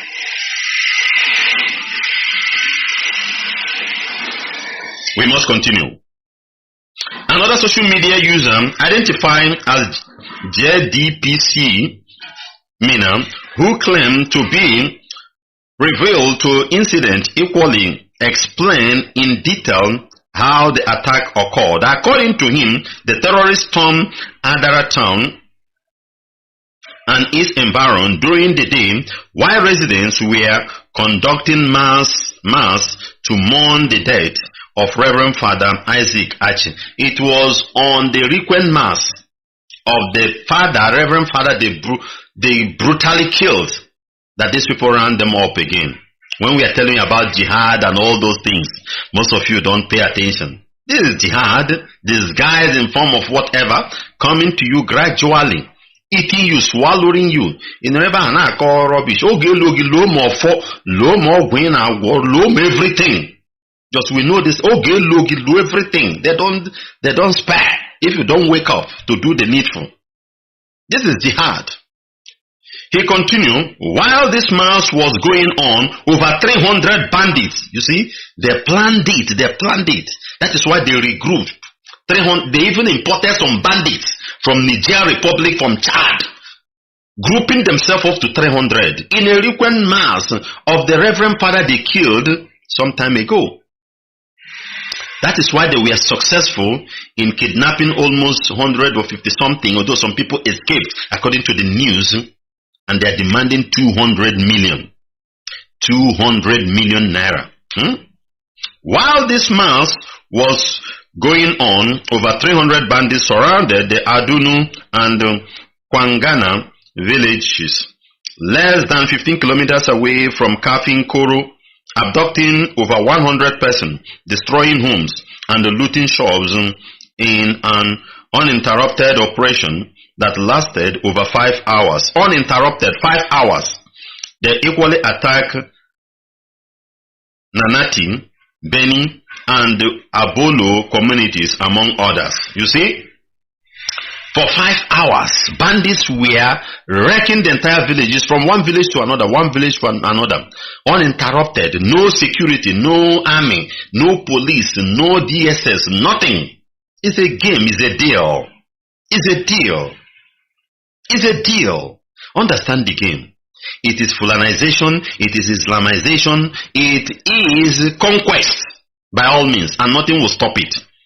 Unless you change, unless there is rethink, unless there is change in action. If you continue to do this peaceful, whereby the government is brutal, evil, you are going nowhere. You will be swallowed completely. They will delete you. We continue to tell you. Hundreds were abducted in the process. Scores were injured. Couples abducted with recklessness. One of the nursing mother, name withheld, had her infant thrown off of her back and the mother kidnapped. Could you imagine how heartless these people are? These are the new world order. These are the globalists. A nursing mother with an infant in her back. They take the baby, throw it away, and take the mother, move on. For their 200 million. The people who have this heart are globalists. These are the people of the new world order, whether you believe it or not. An ordinary kidnapper will say, when I have up to 50, 60, let me leave this one, and the woman and the baby. But they don't care, because the most important thing is to kill you, because it's depopulation that is going on. You may believe or you don't, but we tell you the gospel truth.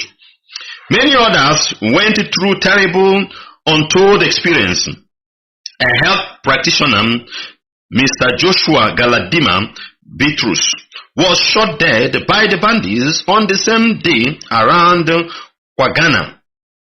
It was reported to the Justice Development and the Peace Commission (MINAM), a faith-based non-governmental organization, by eyewitnesses in the real time.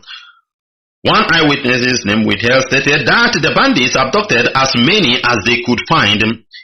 In fact, they went home by home, kidnapping, looting, and destroying properties. There was no intervention at all by the military. They were just doing their thing. They know that the land, that the time has been bought.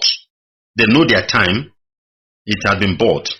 He equally stated that while some escaped when they got into the forest, over 56 identified persons are still in captivity.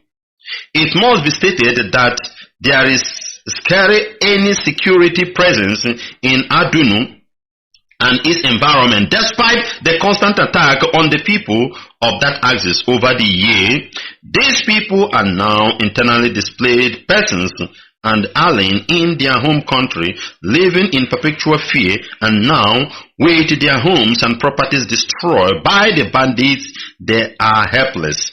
As long as you reason like a Nigeria, behave like a Nigeria, do the things they tell you, this will be your condition. This will be your condition. You will be an alien in your land. You will be in IDP camp. Your properties will be destroyed unless you think like us. Another way is the only way. Another method is the only method to solve this thing. Not the useless PVCs. Not the useless PVCs and the election and this thing. It cannot solve this problem. Doing the same thing always and always will be giving you the same result. Zoologians, when are you going to have brain? When are you going to rethink? A group of criminals. Look at your so-called election. Jagaban, no, he didn't win. Everybody know that he didn't even get vote.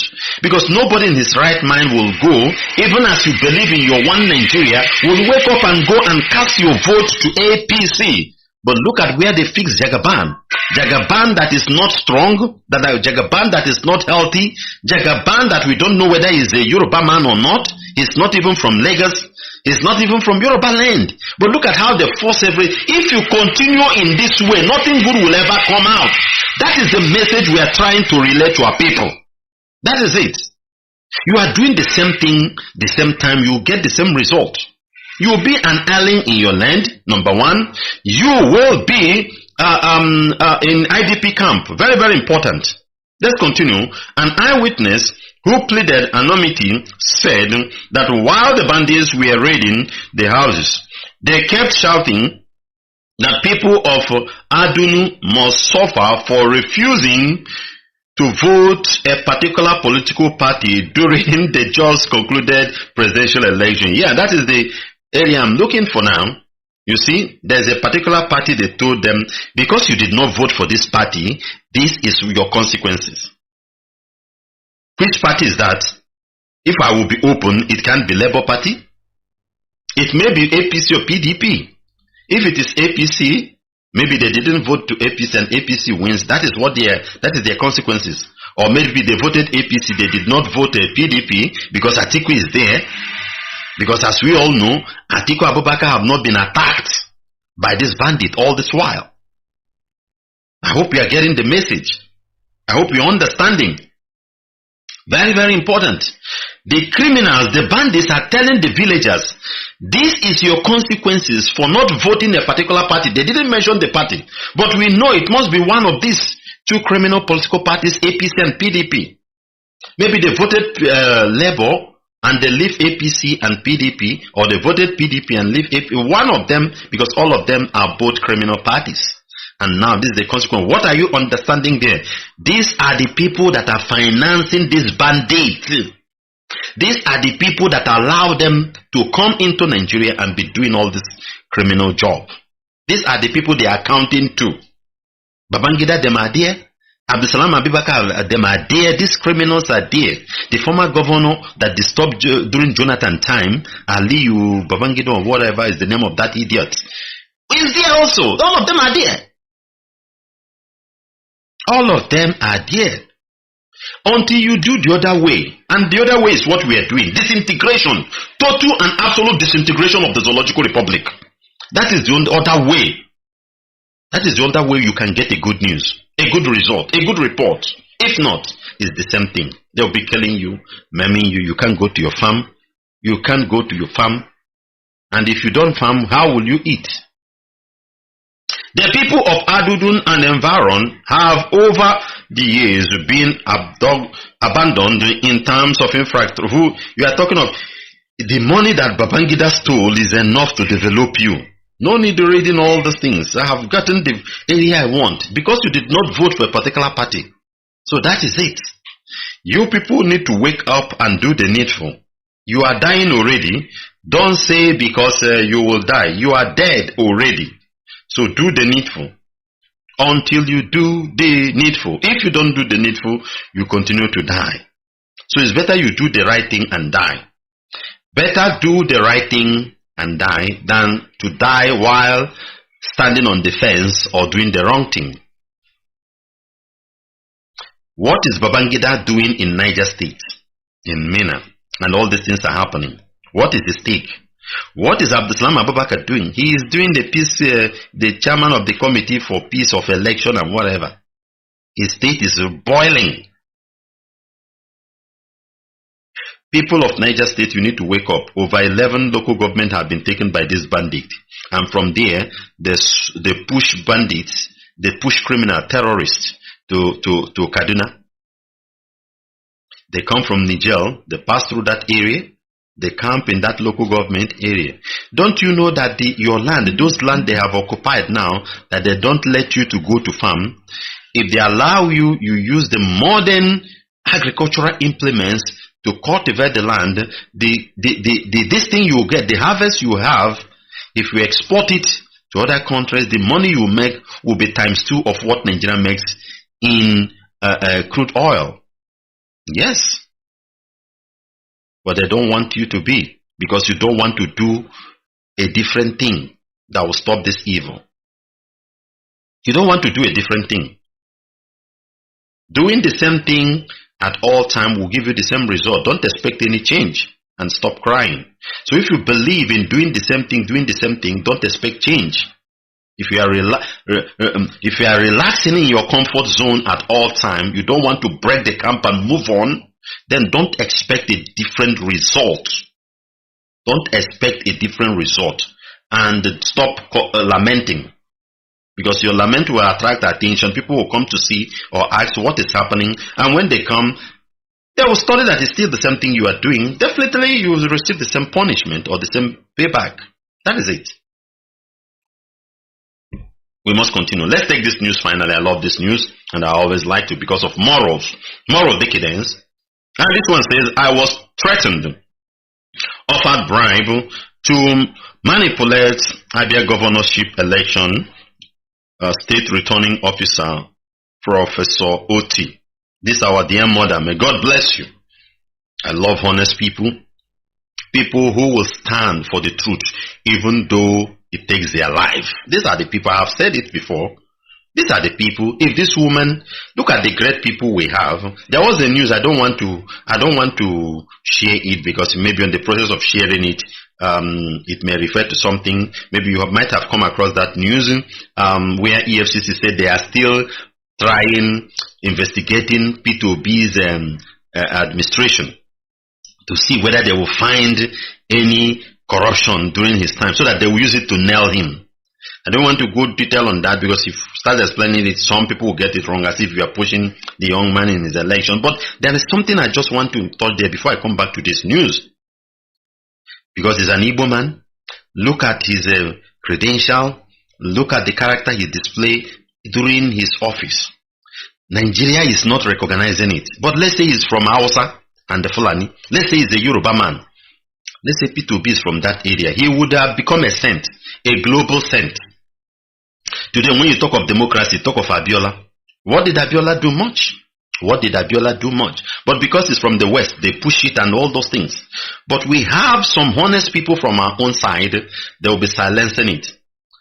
In Nigerian democracy, in Nigerian government, somebody like this, their P2B, would have been an icon for not looting, not stealing, leaving 70-something billion naira and how many $million he left and all those things.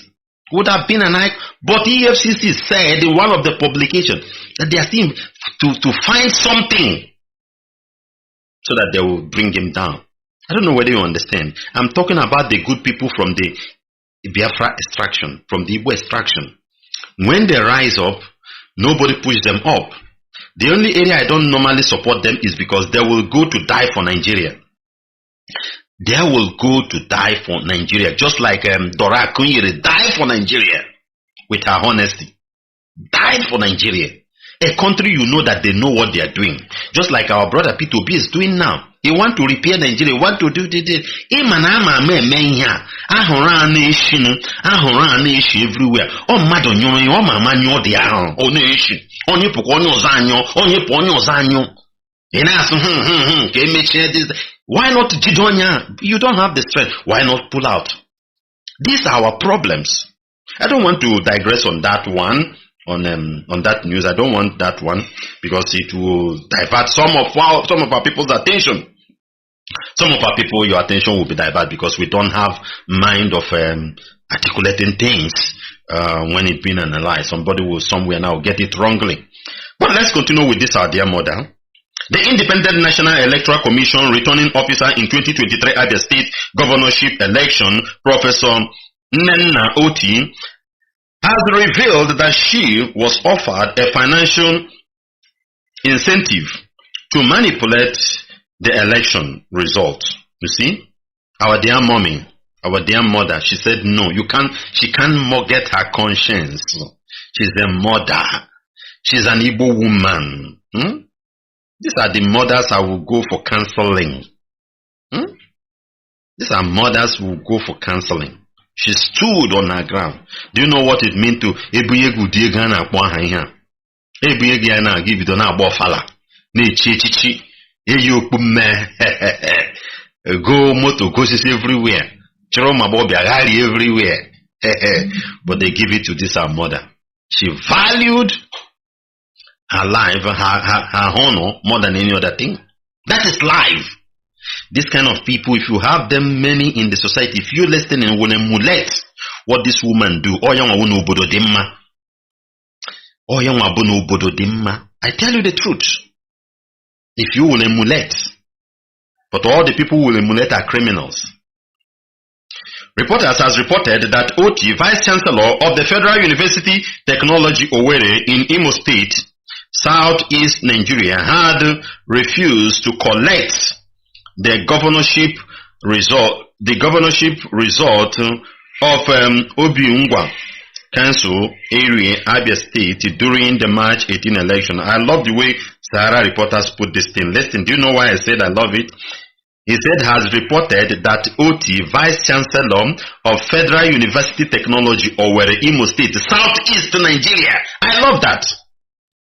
So that the whole world will know where she comes from, Southeast. Southeast. I love it. Because Nigeria have divided. If we do bad, bring it out. If we do good, bring it out. If Abubakars do bad, bring it out for them. If they do good, give them. Let's see who will score high in the report card. Let's see. I love the way they put it from Southeast. Mommy Oti is an icon for us. Is a mother we must acknowledge. We must emulate her way of thinking again now. Oh, we hear social media. Apụta agba ọtọ na social media. Eburu ihe bu n'obi. Bupụta bụ ihe ndị a. Ihe na-agazinu. Ụmụ nwanyị agharie. Nwanyị aghasazie. This is my mother. This woman now, as she refused and stand on people's mandate, there is nothing good you find in her you will not find.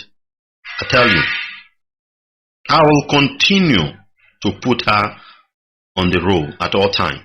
Because of what? It's not that I'm interested in the government. The man that been elected in Abia State, not that the man is a good man or whatever, I don't know. It's just that he found himself inside Labour Party and Labour was pushing and that area, just like some people who won as National Assembly and the representative through Labour. In all those kind of things, not that maybe you are qualified or you are a good person or people knows you. It's just a circumstance. You understand? It's just a circumstance that made you. Watch them, they go there, they will not do anything. Moreover, the system is corrupt. So when I'm talking these things, don't get me wrong, because the way we listen things, our mind got straight. Don't think that I'm supporting the governor or the election or whatever. I'm talking about the character of this woman. That is what you and I must focus on. You focus on the character she displayed. Because this is what will change our life. Emulate it. I don't know her. I've never spoken to her. But these are good people. But you will not see them in most of the things our people are doing. Governor will not appoint them and all those things. Because these ones will not take bribe. These ones will not take bribe. Let's continue. She was quoted to have said that at the collation office in Umayam during the election, that as a mother and a pastor, she would not compromise the process. You see, as a mother and as a pastor, you as a pastor listening this broadcast now, and you as a mother, can such a thing, can you quote yourself in that? Can you say because I'm a pastor or because I'm a mother? Or will you be the one that will be asking for the bribe? Maybe Thanksgiving. His Excellency Bena Church can celebrate a birthday and all those things. You as a mother, will you display such moral so that your children and other people around will emulate? These are the questions I throw direct. Both me speaking. These are the things. Or will you just follow New World Order celebrities? These are people we need to celebrate if we want a good environment. She said, no. The pastor in me, I listened to that message in audio. The pastor in me and the mother in me will not let her do that. Will the mother in you and the pastor in you help you not to soil your hand in evil? These days now, as we even had, some married women, they do hook up in Biafra land. Yes, I had it. Somebody told me, hook up, and I baptize if I baptize here. These days, married women are saying, oh, just hook up, or just hook up. When you or just hook up. Or just hook up, later, now 50,000 naira waiting. Is a married woman. These mommy Oti are the people we need to emulate. This kind of person, if you come to her, if you open her cupboard, you will not find all those bad characters of our present, this generational mother now. You can't find it. Following her refusal, the INEC National Headquarters which engaged her for the job, suspended collation and announcement of governorship result on Monday, March 20th. To review the result of the local government area on Wednesday, March 22, she was asked to do the right thing, and the candidate of the Labour Party, Alex Oti, was announced as the winner of the poll. This woman still stands. However, following her show of resilience, even in the face of intimidation and harassment by politicians, on Tuesday, thousands of the students and the staff members of her university rode out drum to welcome her back to the institution and a heroic celebration. Describing her as the heroine of our democracy, many struggled to touch, shake and hug her. Yes, tap anointing from her. Go and tap anointing from her. Some sang and spread clothes on the ground in her honor. You see? Udi ugwu a na-akwanye ya na aga-akwanyere gị ya. Ndị na onwe gị bụ ego niile bụrụ mother general, mother nke this, that. She did. Maybe you are even richer than her. But her good work, it's just like our leader. When our leader will be going, people will kneel down, kiss his shoe, do all these things. People will become angry, talking all manner of rubbish. This, that, it is the good job he's doing. It is the good job that attracts all these things. You that is talking, do something for somebody to honor you in that regard. Do something. You see? Some of the students sang and called her a mother with the heart of a gold. Not even her security aides could stop the jubilant student and the staff members from having a glimpse of her. The visible joyous Oti returned the kind gesture and smile, waving as her motorcade mingled through the crowd. Her office complex, called the Senate House, was besieged by a student and staff member who sang song of celebration. A student who gave his name as Joyce said, "We are here to welcome our big mommy, the heroine of our democracy.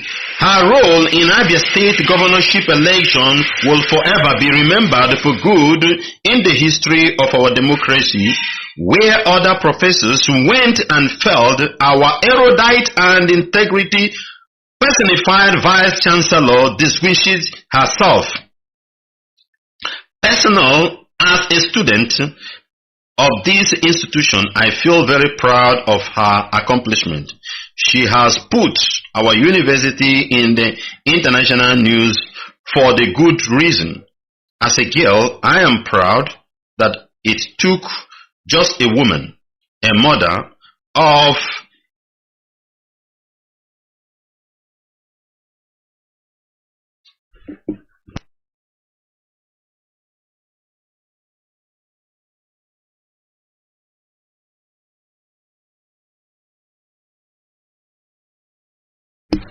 Sorry, we are back. Addressing the university community, Professor Oti said, "As an electoral officer, I have never in my life participated in any election. They kept calling and calling. I made my inquiries from Abuja, and I said, if I perish, I will perish. If I perish, I will perish." That is what Mommy Oti said. I made my inquiries from Abuja, and I said, if I perish, I will perish. That is the statement Esther made in Seeing the King. You remember? You remember the statement? Esther said, if I will perish, let me perish. But for the people, that is why people are spreading their clothes for her on the ground. That is why I'm talking about her. That is why her name is everywhere.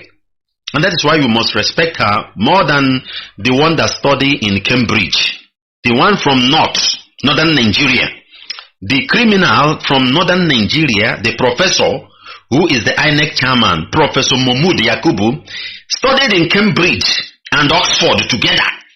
But he rigged Nigeria out of the line.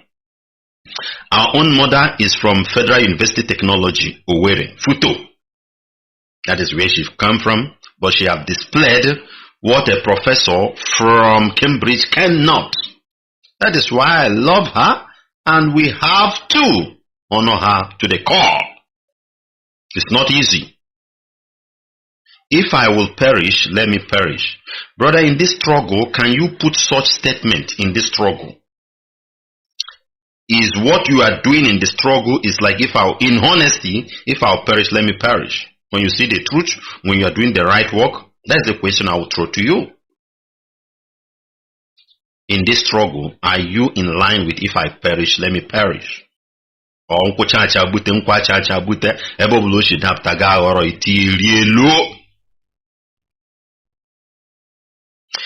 they came with their threats, they came with their money, they came with their intimidation, but I didn't yield to their threat. I am unshakable. I didn't start today. You understand? That is what a woman is saying in this evil, corrupt Nigeria. What of you? You are a man, but such credentials, such characters, such good qualities, such moral beacons cannot be displayed from you. And that is why things are wrong. Tomorrow you start blaming. Whereby you have never displayed one single good character, such qualities. I stand here before God, Jesus Christ. I have never defrauded anyone, and I declare a riot act as follows: that under me, votes must count. That under me, the people's mandate must be upheld, because Professor Nnamdi, a mother of 3 children, a wife of Nnamdi, a daughter of Afikpo, a daughter of Ebonyi State, a daughter of Ndibo, can never do evil. I remove the other daughter for Nigeria, because such a person is not a Nigerian. Such a woman is not a Nigerian. These are the ancient Igbo people with good characters. That is what is still coming out from her. That is it. And we must emulate it. So I salute our dear mother, Nnamdi. If Nigeria cannot bring you up, Biafrans will bring you up, because you are our mother. You have displayed to the world that we are good people. That the blood of the ancient is still flowing in our vein. It's just condition that is forcing our people into evil. You have displayed it. And my prayer is, you have gotten everything in life. What again do you want? But my prayer is, let God use you to influence other young ones that are growing up. May God give you the grace to continue to influence. Let other young mothers, other people see you and learn more things from you. That is my prayer for you. This is Radio Biafra HAUSA-SERVICE 2, coming to you from the platform of Radio Biafra London, under the leadership of one and only Onyendu Mazi Nnamdi Kanu, Ohamadike, one of Biafra land. Mazi Nnamdi Kanu is the only incorruptible leader of the indigenous people of Biafra. He is the director of Radio Biafra and her television, the commander of the armies of Biafra, and the greatest man living on this planet Earth. This broadcast is coming to you from me, a servant of the Most High, a servant of the indigenous people of Biafra, the firstborn of Mazi Nnamdi Kanu, and a proud disciple of our leader in the person of Nwa Chineke. We won't be able to bring a HAUSA program today, and we'll be opening up our line. Just stand by with us for a moment, and when we come back, we will open the line and you can call in for your own contribution. So stay by. Leaders in this country must listen. This impunity cannot go on. It is not possible that armed bandits are settled in our farmlands and forests, and they are organized in a very military way, and the security operatives don't know where they are. Nobody disturbs them. Yet unarmed Igbo boys hold a meeting in Enugu, and the SSS or whatever it is called suddenly discovers where they are and lives are lost. This is not acceptable.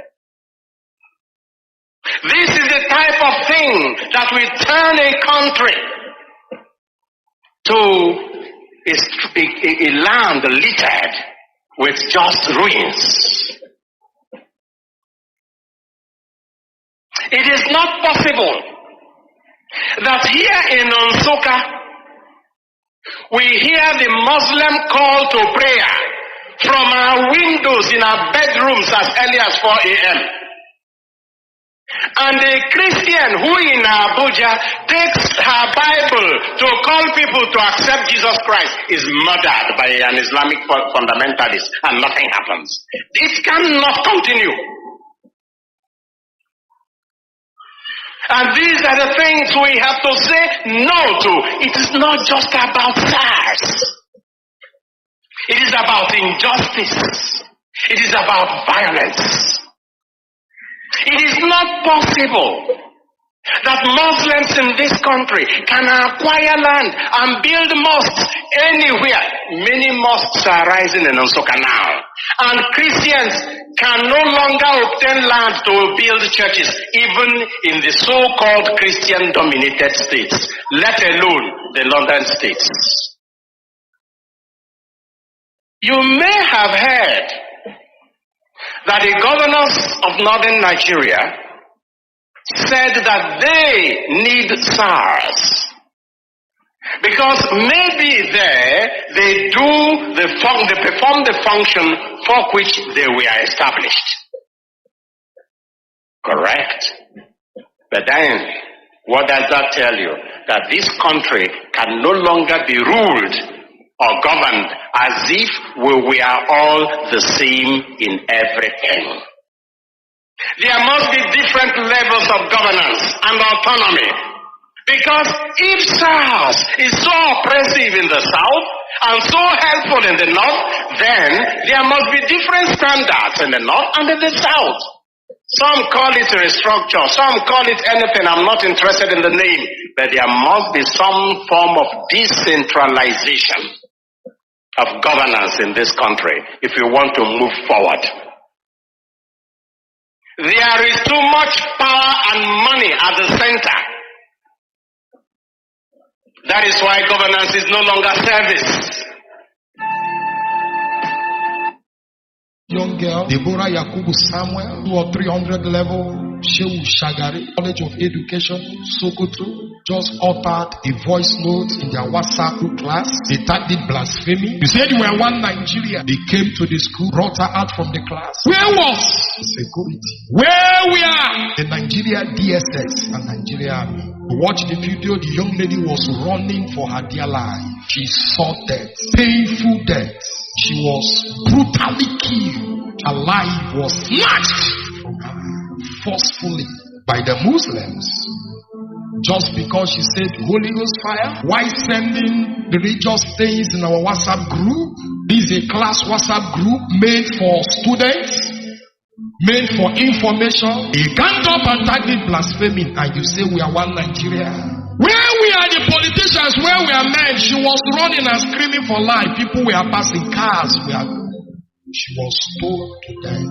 And the only thing Nigeria could tell us was only 2 persons arrested out of hundreds of people that stoned this young lady. Not only that 2 were arrested, 34 lawyers headed by a professor of law demanding that the killers of Deborah should be released. 34 Muslim Islam lawyers volunteered, came out to defend the murderers that killed an innocent young girl. 34 lawyers, headed by a professor of the law, to demand for their release. Even the chief of Imam of Sokoto, Abuja, came out publicly to say what those people did, committed murder, they are right. Until today, they are not arrested.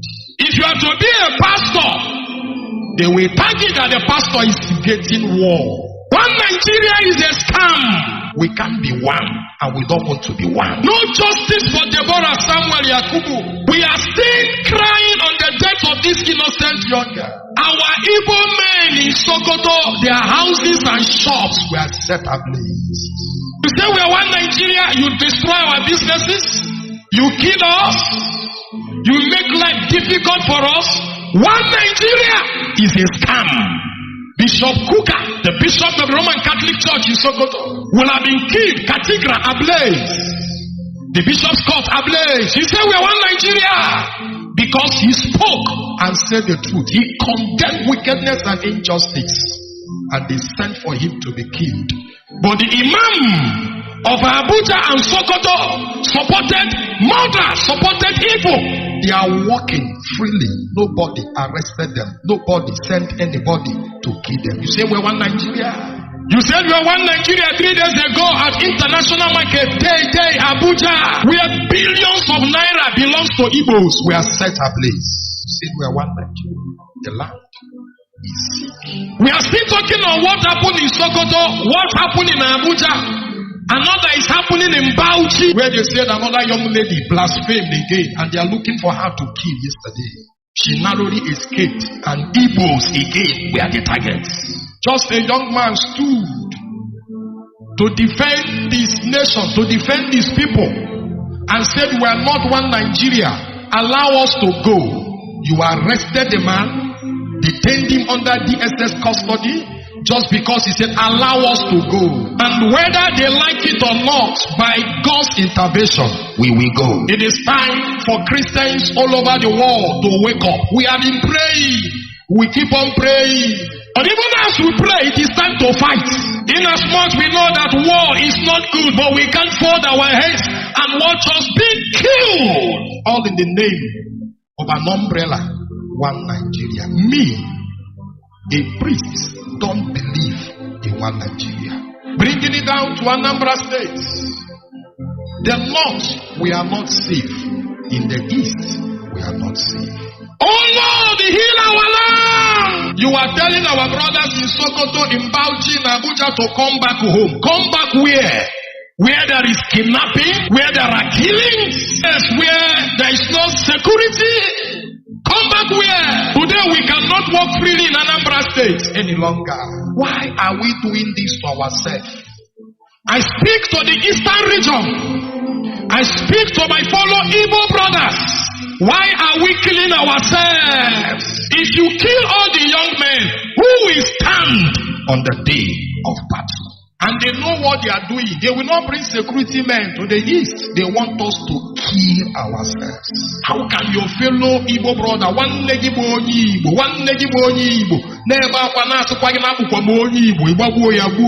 what will you get?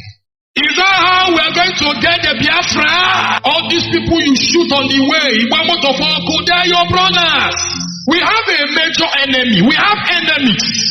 We have enemies, clean us. Let's stick together and fight that demon, that enemy. We are clean ourselves. The land is sick. I want to plead with the Igbos. Don't stop killing your brother. The land is sick, filled with criminality, state of lawlessness, no security. Our lives die. I want to support for Nigeria. If I na-ekwu election, ndị Igbo ruo na mgbe unu ya ekiri ka anyị zọọ n'onwe anyị. Ndị Igbo ruo na mgbe unu ya akwụsị ihe anụnwa kwuo na enwere anything na election. Ọ chapụtụ na Charia, o jupụtụ na Ejiria. Ndị Igbo ebe ka unu kwụrụ akwụ. Unu na-ebu amụ unu gbuwere onwe unu.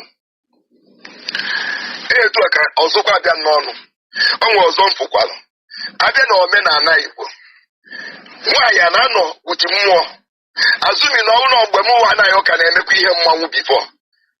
Mụnwa anọrụ wuti mmanwụ. Nwaanyị abịa n'iru nkwụrụ. Ọ ga-regret why o ji wee bịakwuru ebe ahụ. Arụ na-emezi n'ala Igbo.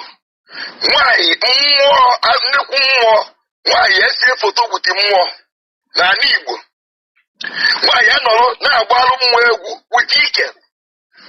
Na-abọ mmụọ ego n'iru mmanwụ.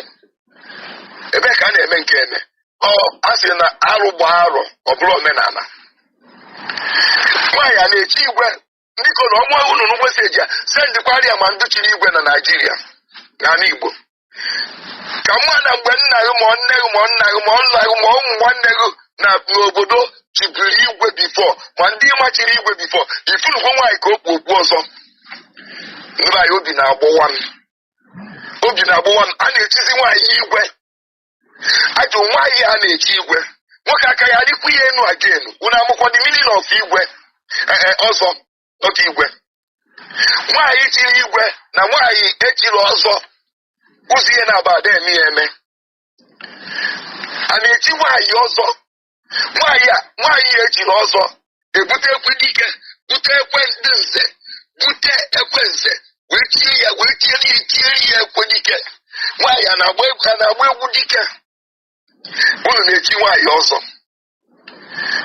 because ikpe amara unu igwe chiri nwaanyị ọzọ ogori ego ejizi ego egwie gọvanọs na-sponsọzi gọvanọs na-asọpọtụzi igwe gọvanọs na-enyezi igwe taịtụl na-agwazi ya ife ọ ga-eme na ọ ga-eme ife gbasara igwe na ife gbasara ọzọ obelongoro to gọọmenti ọzọ ebelongoro to gọọmenti igwe ebelongoro to gọọmenti ife a dị iche ife obodo ji mara onwefa ọkọchọ dị n'obodo nwaanyị chiri igwe na nwaanyị chiri ọzọ ajụ mgbe nwoke aka ya adịkwaghị elu aga elu ịka na-afụ piriọd gị ịka na-afụkwa mesisi gị ọzọ nwoke enwekwa ike ịpị aka n'ala aga elu nwaanyị chiri ọzọ ajụ mgbe nwoke ahịa apị nkwazikwa gị aka n'ala aga elu nwoke aka ya gwakwaghị gị dị n'ala karịa ya elu adịm very surprised ife na-eme n'ala Igbo adịm very surprised alụ na-emenụ ya nwaanyị na-echi ọzọ etu a nnọkịta nnọrụ keta chisi ọzọ nwunye m abịa ya sị nwunye ya echi ọzọ otu captain in one family nwaanyị chiri ọzọ achị nka njụagụ di ya nwụọ anwụ iwe chi ọzọ ka di ya adụ ndụ ka ọ na ịnụrụ di iwu divorce iwe chi ọzọ ndị a na-egbuwe ụmụ nwaanyị okpu asị onye ọzọ isi adịkwa unu mma nna unu onwe nwaanyị unu fụchiri ọzọ ife a na-echi nwaanyị bụ nwaanyị dị 100 and something years wee nwụọ mmọnwụ ejekwa ya maka na ọ pụgo na nwoke na nwaanyị dị 100 and something years ofu mmọnwụ na-eje akwụ ya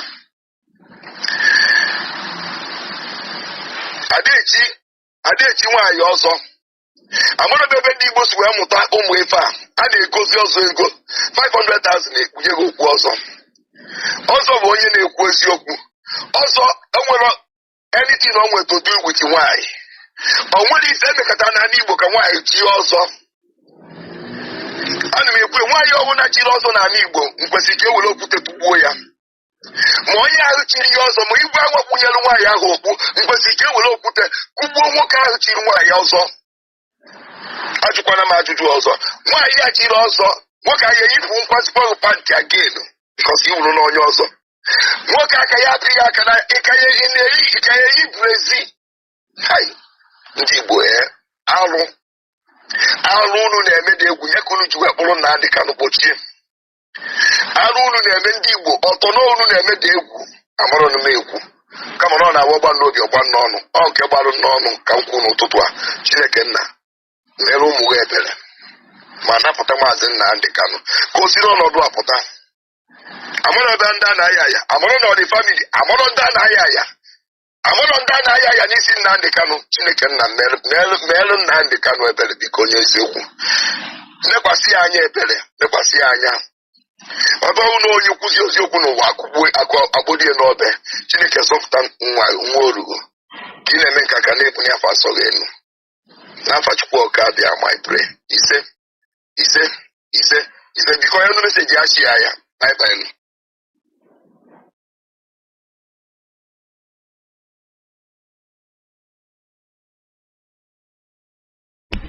This is Radio Biafra HAUSA-SERVICE coming to you from the platform of Radio Biafra London under the leadership of one and only Onyendu Mazi Nnamdi Kanu, Ohamadike, one of Biafra land.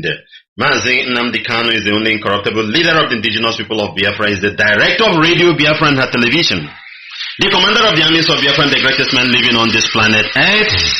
Our lines are open right now. You can call in +183-263-73499 plus 183-263-73499, plus 183-263-73499. You can as well get us plus 614-818-70925, plus 614-818-70925, plus 614-818-70925. And also we're on Skype as well. You can get us from Skype with the name Chineke. On this day, 30th of March 2023, Thursday, letting you to know that anything about Biafra in exile are product of experiments. That anything Biafra in exile are products of experiments. You must not fall for it again. Let's take this from Mazi Otis. Mazi Otis, can you hear me?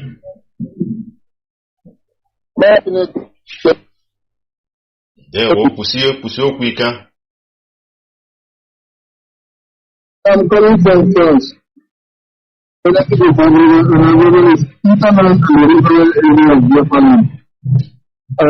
under the progress of Biafra. I used to be to say, I am from Anambra State. I am from Anambra State. Not so. We have a religion.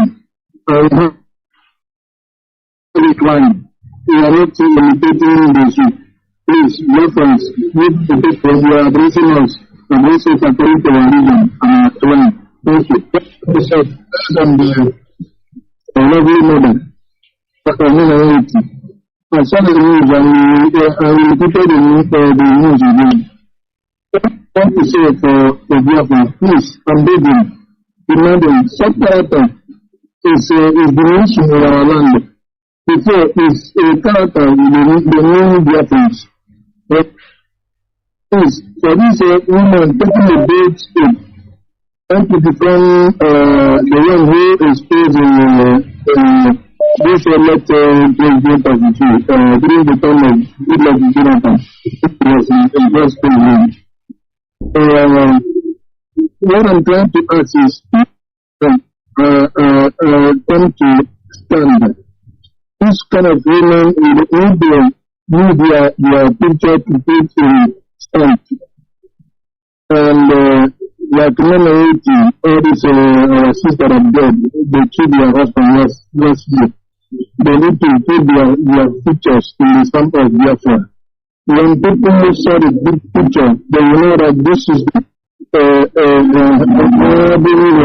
women of honor and the women of illumination. Another thing I want to say is, I thank you, Biafra, the leaders to the specialist. Answering the call by raising that young man. People do the news for sending Twitter, sending other things. And I say that she will be twice out a place. And lead the rest of that young boy. What I want to say, dear friends, we need to wish for because the enemy are trying to see if they can use their awareness because anytime any meaning to inside our news, they use the name of Muslim on the toilet and they're also preaching this sort of thing. And when I'm trying to say this thing, what I say something last time, trying to praise and trying to say that if they can change him, take him to put in the prison and raise him as that out. They want to take a remain to get they see if we can say this market because it's in the market, looking for people who want to come and buy the goods. Because we need to be useful and no one when the enemy are coming because we've been dealing with the enemy and they are coming many years. Please, friends, and be useful. Thank you for the leadership and leadership. Bye-bye. Thank you very much, Mazi Otis from France. And they keep on the good work. Our mom addressed herself from Ebonyi State. She's still in Nigerian system, so we need to understand that it's not an issue. But we are in the forefront. We always address ourselves from our local or clan, whatever. You don't say you are from this state. So I understand you. I believe it's clear to all of us. Let's take another one from Mazi. Mazi, can you hear me? Yeah, I'm not sure if good morning, sir. I'm the chief I'm thank you very much. This is what for Joe calling you from the city of Girona. Sorry? I didn't get you. I'm not sure I'm here. Your voice, just show your mic. Joe, calling you from Spain. Deo? Yeah. Please, I don't understand. This issue of printing currency and trading of currency and the Biafran government in exile. Is this the last year or another new one again? Because it's in our press release, it must be maybe there is something connecting to it. It could be that one, or maybe maybe we'll check. But this news, the press release is the latest one, so it must have something with that. Yeah, okay. I came back from work early this morning around 2. I just got my head around 2 early this morning. I saw the status on my phone. Yeah, I don't even know it. But when we were this, I was listening. You know, this boy, this thing in Finland. So he was arrested. It's under investigation. I think he declared the young sit at home in Lagos State. Imagine an idiot.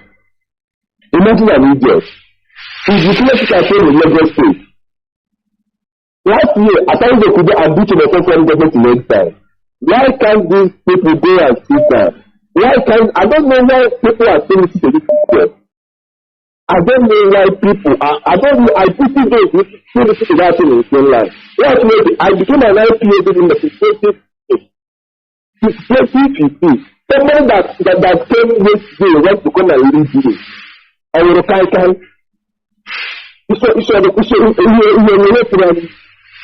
I became an IPA in 2015. I started contributing to strengthening myself today. I never said to no single one day, no single one day. I never said to contribute. Whether I work, whether I don't work. Then I'm idiot in Finland that has been carrying back for it to the mother. Telling politicians, do you people will come and lead me in IPAB. Everybody that is not happy with the cheat and what they do, let that person go out and let that person go and overall train. Let's work with and train the color of that details. We don't do the damn. Nnamdi Kanu remains my leader, and he's our leader forever and ever. And at his absence, Chinedu remains at the helm of our care. I can't imagine this idiot coming to IPAB to come and lead me. And our people celebrate. I saw in my phone this day. Our people in Futo also, where this woman is the vice chancellor, Mrs. Nnamdi. They are celebrating that woman. But let them ask themselves, if they were to be in that woman's shoe, will they do what that woman did? That is the question. Let all of them celebrating that woman. You say what that woman is doing now, is there anything what Marinda is doing? He sacrificed his father, sacrificed his mother, sacrificed his cousin and dad. And now his wife. What greater sacrifice than what Nnamdi Kanu is doing for us, doing for me? So let them ask themselves this question. If they found themselves or find themselves in that woman's shoe, will they do what that woman did? That I raise my case and God bless. Thank you very much. Thank you very much, Mazi Joe. Thank you and keep on the good work. Let's take it from Unstoppable. Can you hear me? Hello, Unstoppable. I can hear you. Yes, Mazi. I think I'm watching it. No. Yeah, number one. Yeah, Gazia.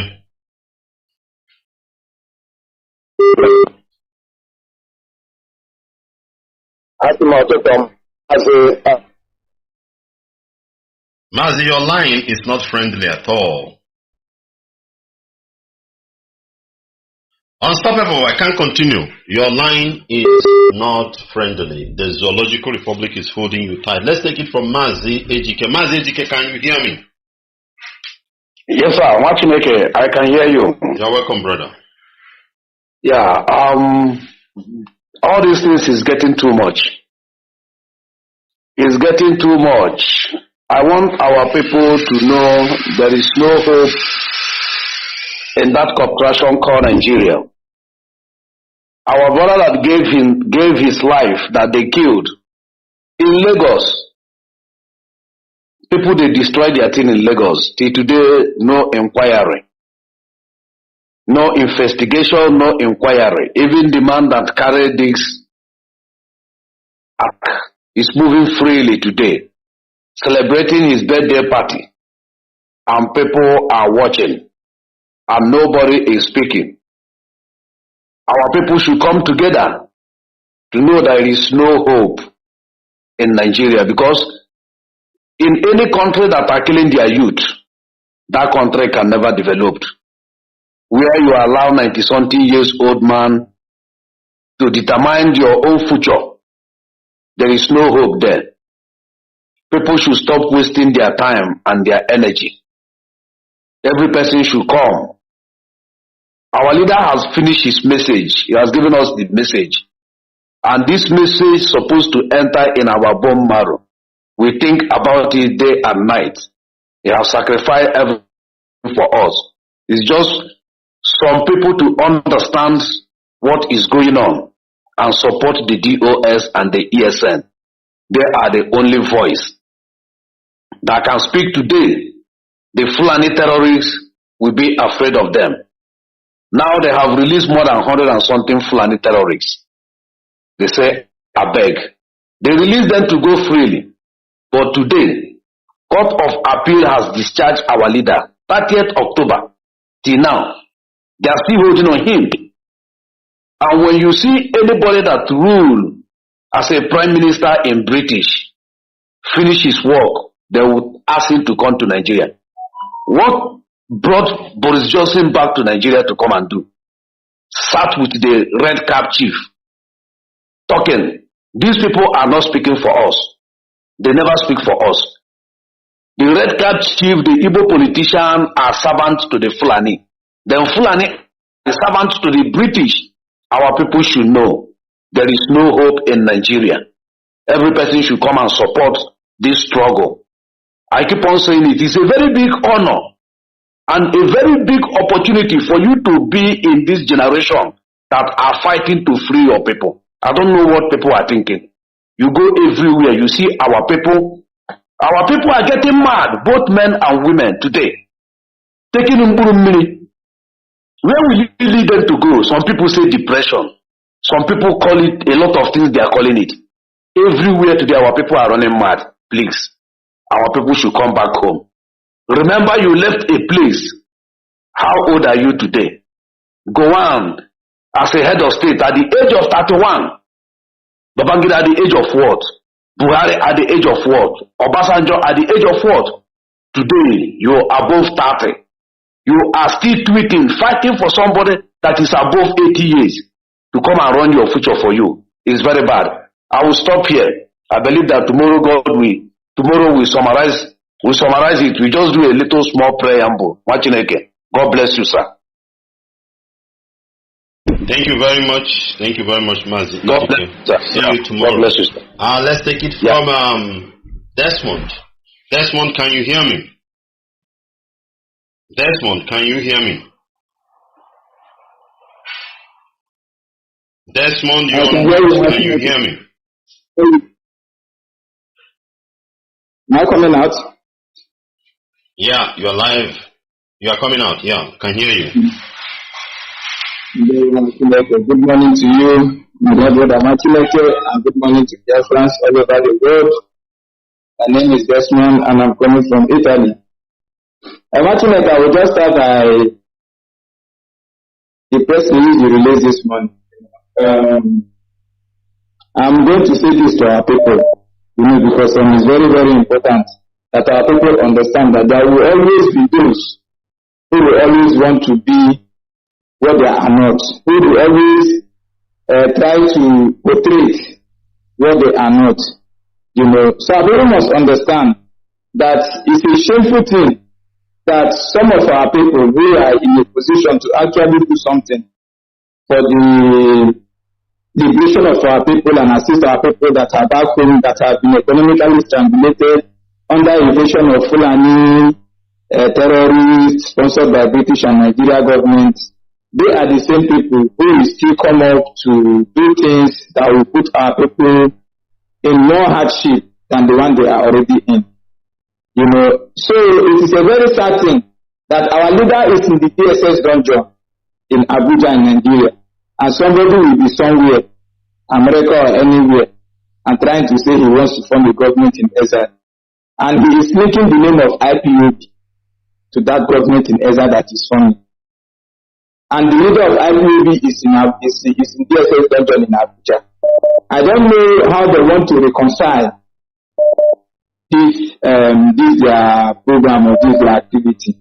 If not only for the purpose of looting and stealing our people and thereby putting our people more under pressure and causing more hardship to our people, especially those people, our people at home. And it's a very shameful thing. And I want our people to understand, our leader used to say that our people in America,